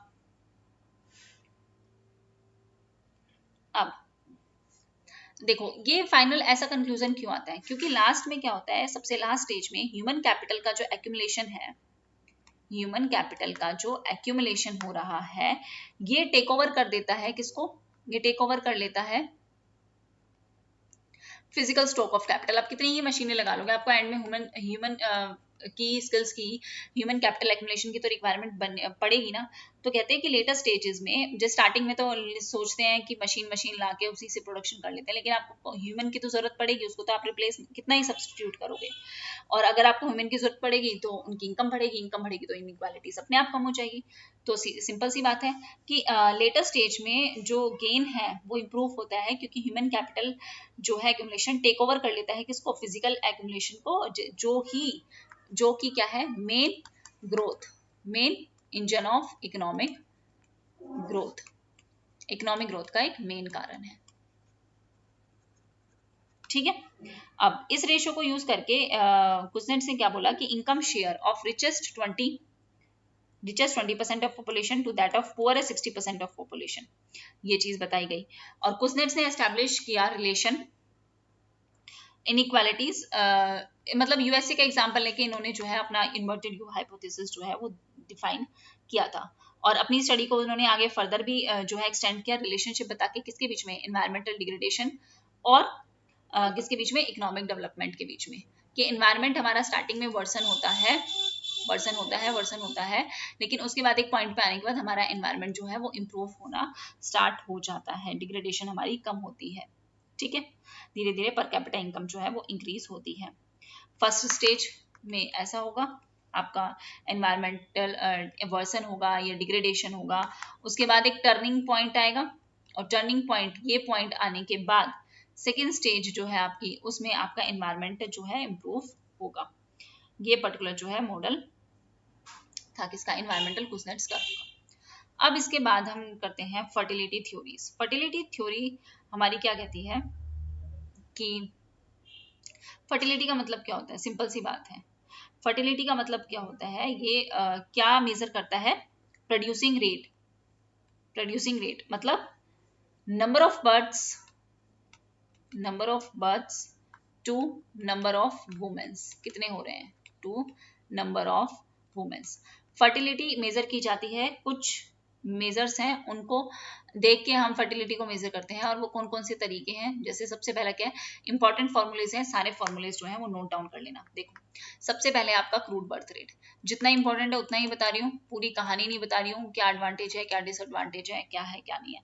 तो मोस्ट कॉमन यूज होता है, मोस्ट कॉमनली यूज किया जाता है क्रूड बर्थ रेट को। इजी टू कैलकुलेट है, इजी टू अंडरस्टैंड है। फॉर्मूला क्या है, क्रूड बर्थ रेट का फॉर्मूला है number of life births during the year, number of live births during the year divided by ले लो मिड ईयर पॉपुलेशन, ध्यान रखना multiply by 1000, mid year population से जो है वो डिवाइड करते हैं। ठीक है, नाउ क्रूड बर्थ रेट के बाद है आपका सेकंड, करेक्टेड बर्थ रेट किसे कहते हैं, करेक्टेड बर्थ रेट जो है वो किसे कहा जाता है। करेक्टेड बर्थ रेट का फॉर्मूला क्या है, registered birth in 1 year plus आपके पॉसिबल बर्थ कितने हैं, plus possible birth divided by mid year population into 1000। ठीक है, उसके बाद करेक्टेड बर्थ रेट के बाद आपका क्या है, इसके बाद है आपका स्टिल बर्थ रेट। ये सारे आपको गूगल पे मिल जाएंगे, एक ही पेज पे है ये सारी इन्फॉर्मेशन। स्टिल बर्थ रेट क्या कैसे कैलकुलेट किया जाता है, नंबर ऑफ, स्टिल बर्थ का मतलब क्या है, डेथ या लॉस एक बेबी का ड्यूरिंग द डिलीवरी। ठीक है, ड्यूरिंग डिलीवरी जो है डेथ हो जाना या लॉस ऑफ अ बेबी हो जाना, ठीक है, मिसकैरेज हो जाना, वो है स्टिल बर्थ। तो कैसे कैलकुलेट करते हैं, number of still birth during the year divided by number of live birth and still birth during the year multiplied by 1000। ध्यान रखेंगे, देखो स्टिल बर्थ में भी कुछ पार्ट है। अगर आपके अर्ली स्टिल बर्थ है फेटल डेथ है जो 20 to 27 वीक्स में होती है, ठीक है। उसके बाद है आपकी लेट स्टिल बर्थ, ये होती है 28 से लेके 36 कंप्लीटेड प्रेगनेंसी वीक्स जो होते हैं। और उसके बाद है आपकी टर्म स्टिल बर्थ, जिसमें क्या होता है 37 से ज्यादा वीक हो जाते हैं उसके बाद, ठीक है। तो ये ध्यान रखना, ये इंपॉर्टेंट है। अच्छा, इसके बाद क्या है हमारा, इसके बाद है हमारा चाइल्ड या child women ratio. Child women ratio कैसे निकालते हैं? लिविंग चिल्ड्रन जिनकी एज है 0 to 4 डिवाइडेड बाय वुमेन, ये तो क्वेश्चन ही है, चाइल्ड टू वुमेन, वुमेन की एज, ये ध्यान रखना बस, यहाँ पे याद करने का 0 to 4 है और वुमेन की एज का है 15 से 49। ओके नाउ, अच्छा एक चीज और यहाँ पे, अगर चाइल्ड वुमेन रेशो अगर आपका लेस देन 1 है, नॉर्मली जो है वो लेस देन 1 ही होता है लो फर्टिलिटी कंट्रीज में, और रेशो अगर लेस देन 1 है या किसमें लेस देन 1 होता है लो फर्टिलिटी कंट्रीज में, और मोर देन 1 किसमें होता है हाई फर्टिलिटी कंट्रीज में, या नियर टू 1। मोर देन 1 तो क्या, नियर टू 1, मोर देन 1 तो क्या ही होगा, नियर टू 1 हमारा होता है हाई फर्टिलिटी कंट्रीज में, ठीक है। अच्छा, लिविंग चिल्ड्रन एज 0 to 4, अच्छा यहाँ लिविंग चिल्ड्रन की बात हो रही है, जो बच्चों की डेथ हो गई है वो इंक्लूड नहीं है, तो ये न्यूमरेटर, तो वुमेन्स की एज तो हमने पूरी ले ली 15 से 49, लेकिन हमने जो यहाँ पे लिया ना वो लिविंग चिल्ड्रन के लिए 0 to 4, क्लियर है। उसके बाद नेक्स्ट है आपका जर्नल फर्टिलिटी रेट। देखो, जनरल फर्टिलिटी रेट का मतलब क्या होता है, नंबर ऑफ लाइफ बर्थ्स पर 1000 वुमेन जो कर रही है अपने रिप्रोडक्टिव एज में, जो रिप्रोडक्टिव एज क्या है 15 to 49 है। और इसका फॉर्मूला क्या होता है, इसका फॉर्मूला होता है general fertility rate, number of live births in a year divided by mid year female population in the age group 15 to 49 multiply by 1000, ध्यान रखना। now इसके बाद है आपका जर्नल मैटरनल फर्टिलिटी रेट, ठीक है। इसमें जर्नल मैरिटल फर्टिलिटी रेट, थोड़ी सी बोरिंग है क्योंकि यहाँ पे याद करने की ही चीजें हैं, इसमें मैं कुछ कर नहीं सकती। इसमें क्या आएगा, नंबर ऑफ लाइफ बर्थ, देखो यहाँ पे मैरिटल है ना, तो मतलब जो शादीशुदा है, और हमने जनरल फर्टिलिटी रेट में मिड ईयर फीमेल पॉपुलेशन ली थी पूरी। नंबर ऑफ लाइफ बर्थ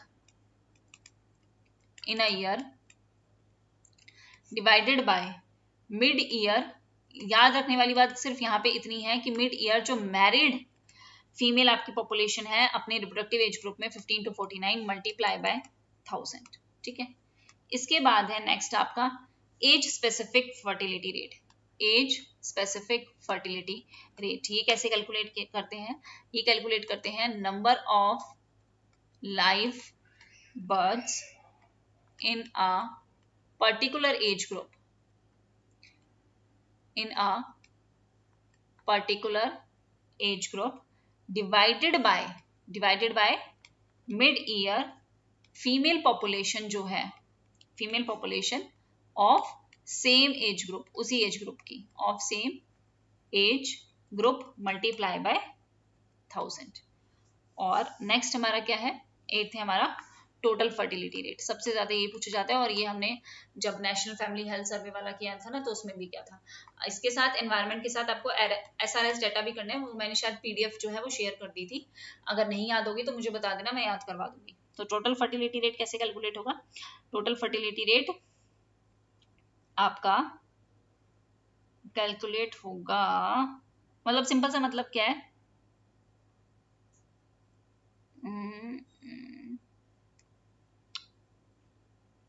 देखो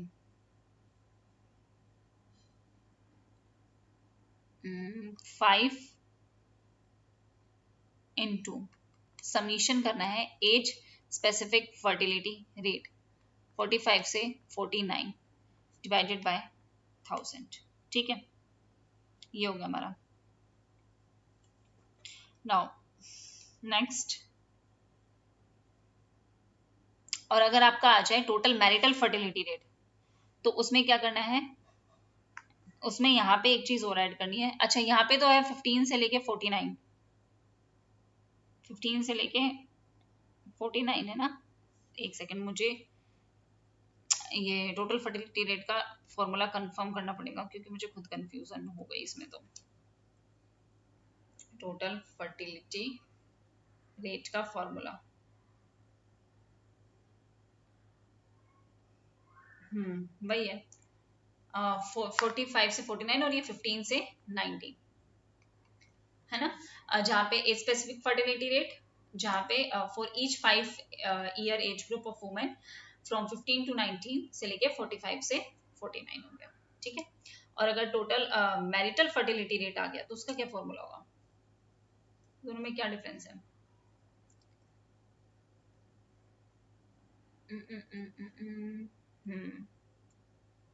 टोटल मैरिटल फर्टिलिटी रेट में ये है कि एवरेज नंबर ऑफ चिल्ड्रन जो बोर्न हो रहे हैं किसी मैरिड वुमन को, अगर वो एक्सपीरियंस करती है current fertility pattern throughout her reproductive span, तो उसका फॉर्मूला है 5 into summation of age specific maternal, यहाँ पे मैटरनल लेना है, मैटरनल फर्टिलिटी रेट, और ये वही समीशन 40 से 49 और ये 15 से 19 डिवाइडेड बाय 1000।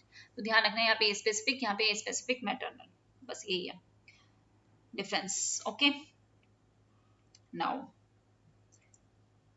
इसके बाद है आपका gross reproduction rate. Gross reproduction rate हमारा कैसे कैलकुलेट होता है, वही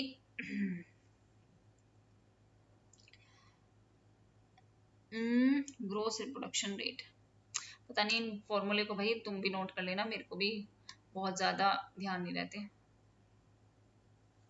ग्रोस रिप्रोडक्शन रेट हमारा कैलकुलेट होगा 5 इंटू समीशन 15 से 49, 15 से 19, ये एज जो है वो ध्यान रखना, age specific maternal fertility rate for female live births divided by 1000। ठीक है, इसके बाद आपका है मोर्टेलिटी रेट आ गया। इसके बाद ये एक और है net reproduction rate. Net reproduction rate का मतलब क्या होता है, नंबर ऑफ डॉटर्स जो एक न्यू बॉर्न गर्ल बियर कर पा रही है ड्यूरिंग हर लाइफ टाइम, वो कितने नंबर ऑफ डॉटर्स जो हैं वो कर सकती हैं। ठीक है, तो ये टारगेट हमारा क्या है कि एनआरआर नेट रिप्रोडक्शन रेट कितना होना चाहिए, 1 की इतनी फीमेल, इतनी एक फीमेल दूसरी फीमेल को कितना रिप्लेस कर सकती है, तो उसका टारगेट कितना है, 1 का टारगेट। अगर 1 का टारगेट है तो इसका मतलब क्या है, देयर इज एग्जैक्ट रिप्लेसमेंट हो रहा है। ठीक है, और अगर ग्रेटर देन 1 है तो पॉपुलेशन ज्यादा है रिप्लेस करने से, और अगर लेस देन 1 है तो कम है रिप्लेस करने से। और हमेशा जो आपका नेट रिप्रोडक्शन रेट होगा वो हमेशा कम होगा किससे, आपके ग्रोस रिप्रोडक्शन रेट से। ऑब्वियस सी बात है, नेट तो कम ही होगा ना ग्रोस से। तो ये आपका नेट रिप्रोडक्शन रेट। उसके बाद और क्या इंपॉर्टेंट है, मोर्टेलिटी रेट्स। मोर्टेलिटी रेट का मतलब क्या होता है, नंबर ऑफ डेथ, जो नंबर ऑफ डेथ है किसकी वजह से, ड्यू टू डिजीज, डिजीज की वजह से जो नंबर ऑफ डेथ है divided by total population, divided by total population, वो आपका क्या हो गया, मोर्टेलिटी रेट।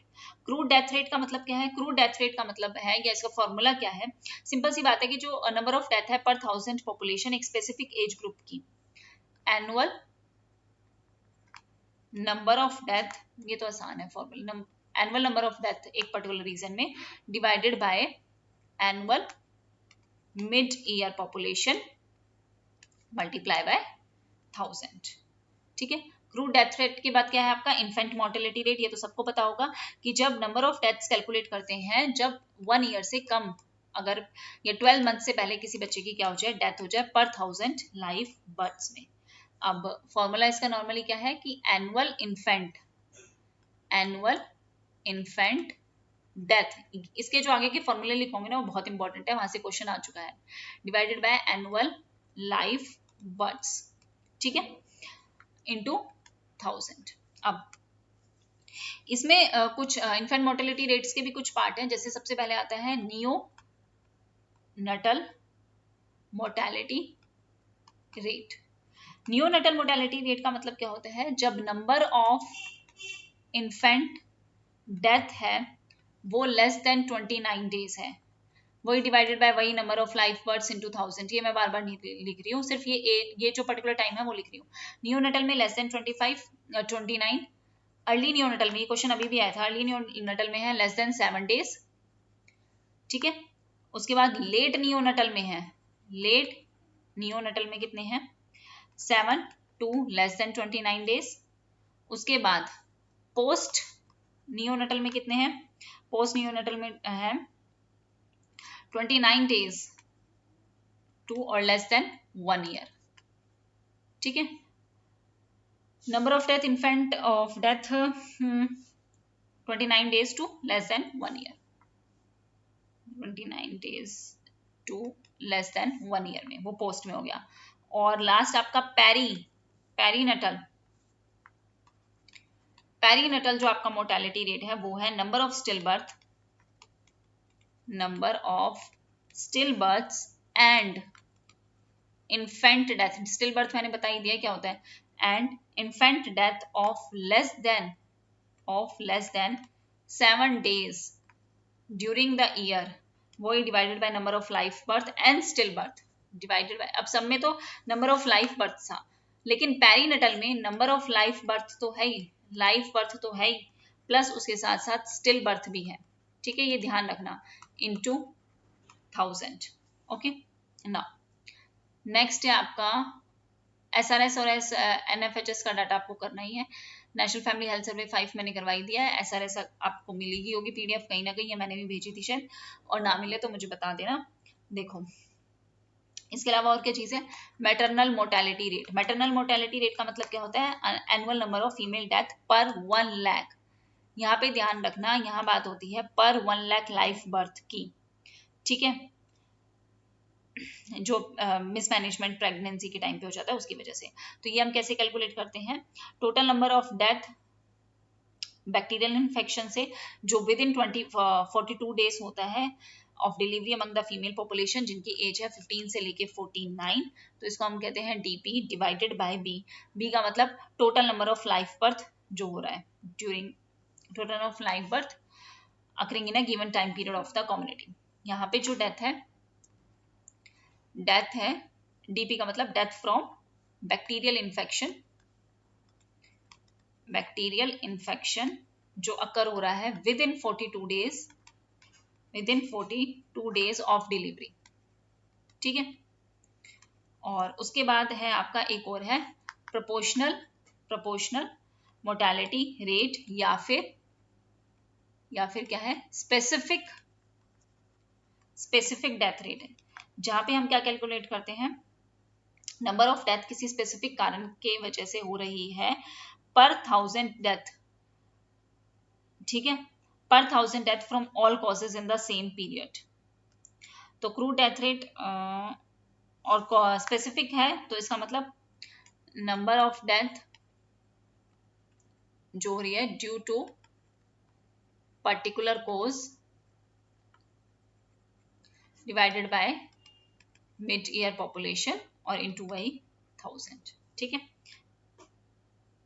ए स्पेसिफिक अगर डेथ रेट है तो वो डेथ रेट कैलकुलेट किया जाएगा from death and population both specific to each age group, हर जिस भी एज ग्रुप की निकालनी है उससे डेथ और उस पर्टिकुलर एज ग्रुप की डेथ रेट देखेंगे और फिर उसकी पॉपुलेशन उस पर्टिकुलर एज ग्रुप की देखेंगे और इन 2000 वो एज स्पेसिफिक हो जाएगा।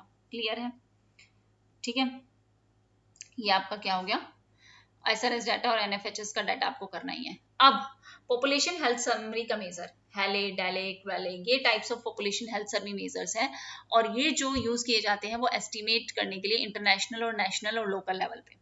किस लिए यूज किए जाते हैं? To compare population health across the communities over the time, कि ओवर द टाइम कम्युनिटीज की पॉपुलेशन उनकी हेल्थ को देखने के लिए प्रोवाइड करते हैं एक full picture of which disease या इंजरीज या रिस्क फैक्टर्स जो कंट्रीब्यूट करते हैं सबसे ज्यादा हेल्थ कंडीशन को खराब करने के लिए किसी भी स्पेसिफिक पॉपुलेशन के लिए। ठीक है, ये असेस करते हैं इंफॉर्मेशन या सोर्स ऑफ इंफॉर्मेशन जो मिसिंग है, अनसर्टेन है या लो क्वालिटी ऑफ लाइफ जो प्रोवाइड कर रहे हैं।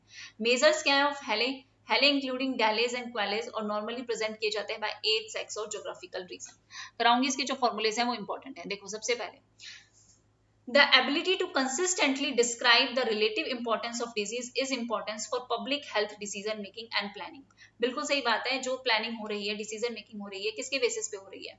इसी चीज के बेसिस पे हो रही है ना कि क्या क्या जो प्रॉब्लम्स हैं वो आ रही हैं। जीरो टीबी करना है, ये जो हम लेके आते हैं, या जीरो वो क्या कहते हैं, पोलियो फ्री इंडिया, ये सब चीजें कैसे थे हमें पता हो कि उस पर्टिकुलर कम्युनिटी में क्या प्रॉब्लम आ रही है।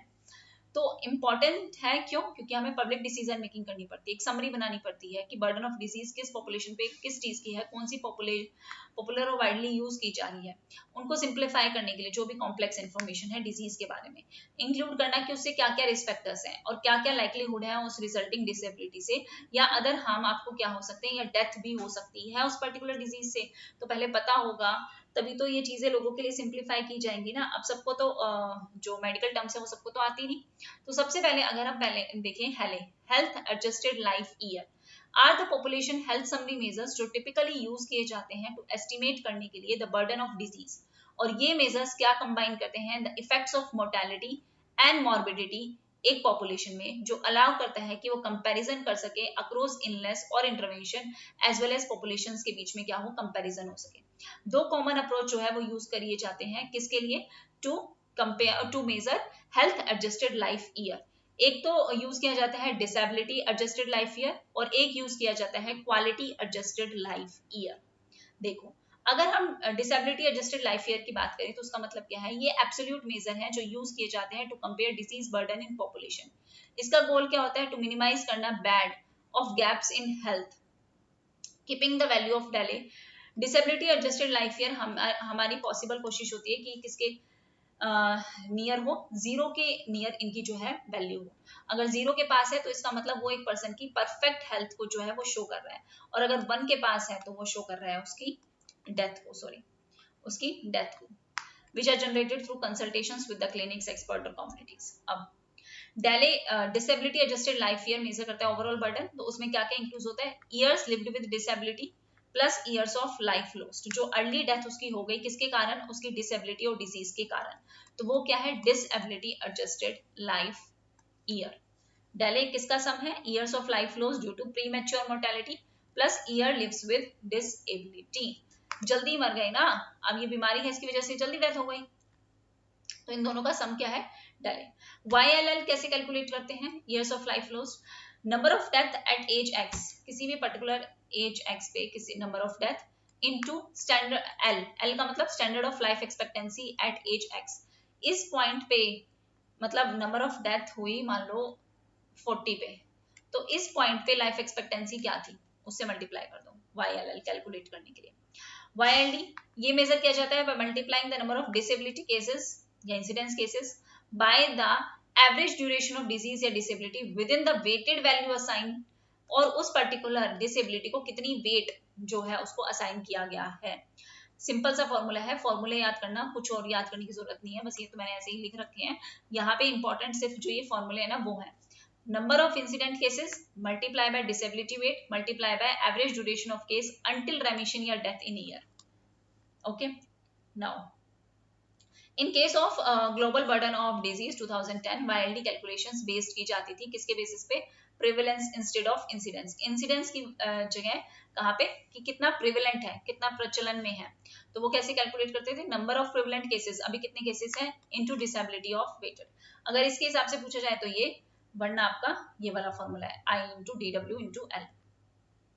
नाउ पहले quality adjusted life year usually use किया जाता है टू एनालाइज क्लिनिकल इंटरवेंशन, और इनका गोल क्या होता है? हमें क्या मैक्सिमाइज करना है? Good of quality life. अगर इसका वेट 0 है तो डेथ है। ध्यान रखना डेले में अलग था, क्वाले में अलग है, यहाँ पे क्वालिटी की बात हो रही है।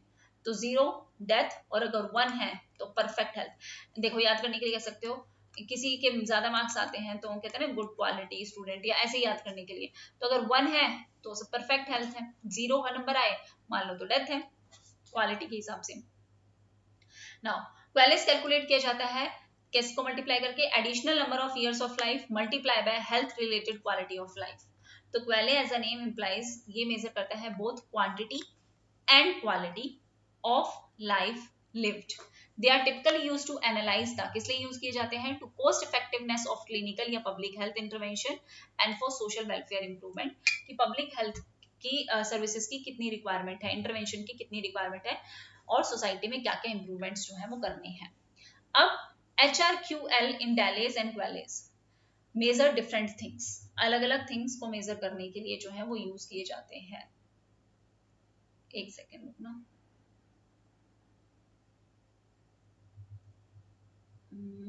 यस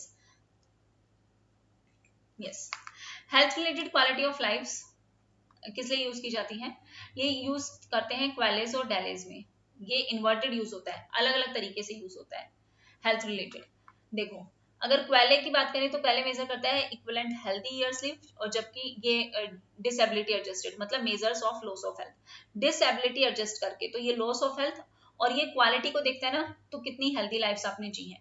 तो डेले में परफेक्ट हेल्थ, ये 0 to 1, परफेक्ट हेल्थ से डेथ तो 1, और क्वाले में चलता है डेथ से लेके परफेक्ट हेल्थ। मैंने बताया था ना 0 to 1, अगर क्वालिटी में है तो ये क्वालिटी है, अगर ये क्वालिटी एडजस्टेड है क्वाले है, तो इसका मतलब 1 किसके लिए है, परफेक्ट हेल्थ के लिए, और 0 किसके लिए है, डेथ के लिए। और वहीं अगर डिसेबिलिटी एडजस्टेड है तो वहां पे ये अपोजिट हो जाएगा। तो वही बात है कि ये HRQL वेट्स जो है वो बेस्ड होते हैं स्पेसिफिक डिजीज पे, और क्वाले में HRQL वेट्स बेस्ड होते हैं value placed on health state.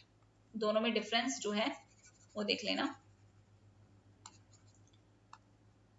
Disability adjusted में HRQL weights are based on specific disease, ठीक है, क्योंकि ये डिसेबिलिटी एडजस्टेड है।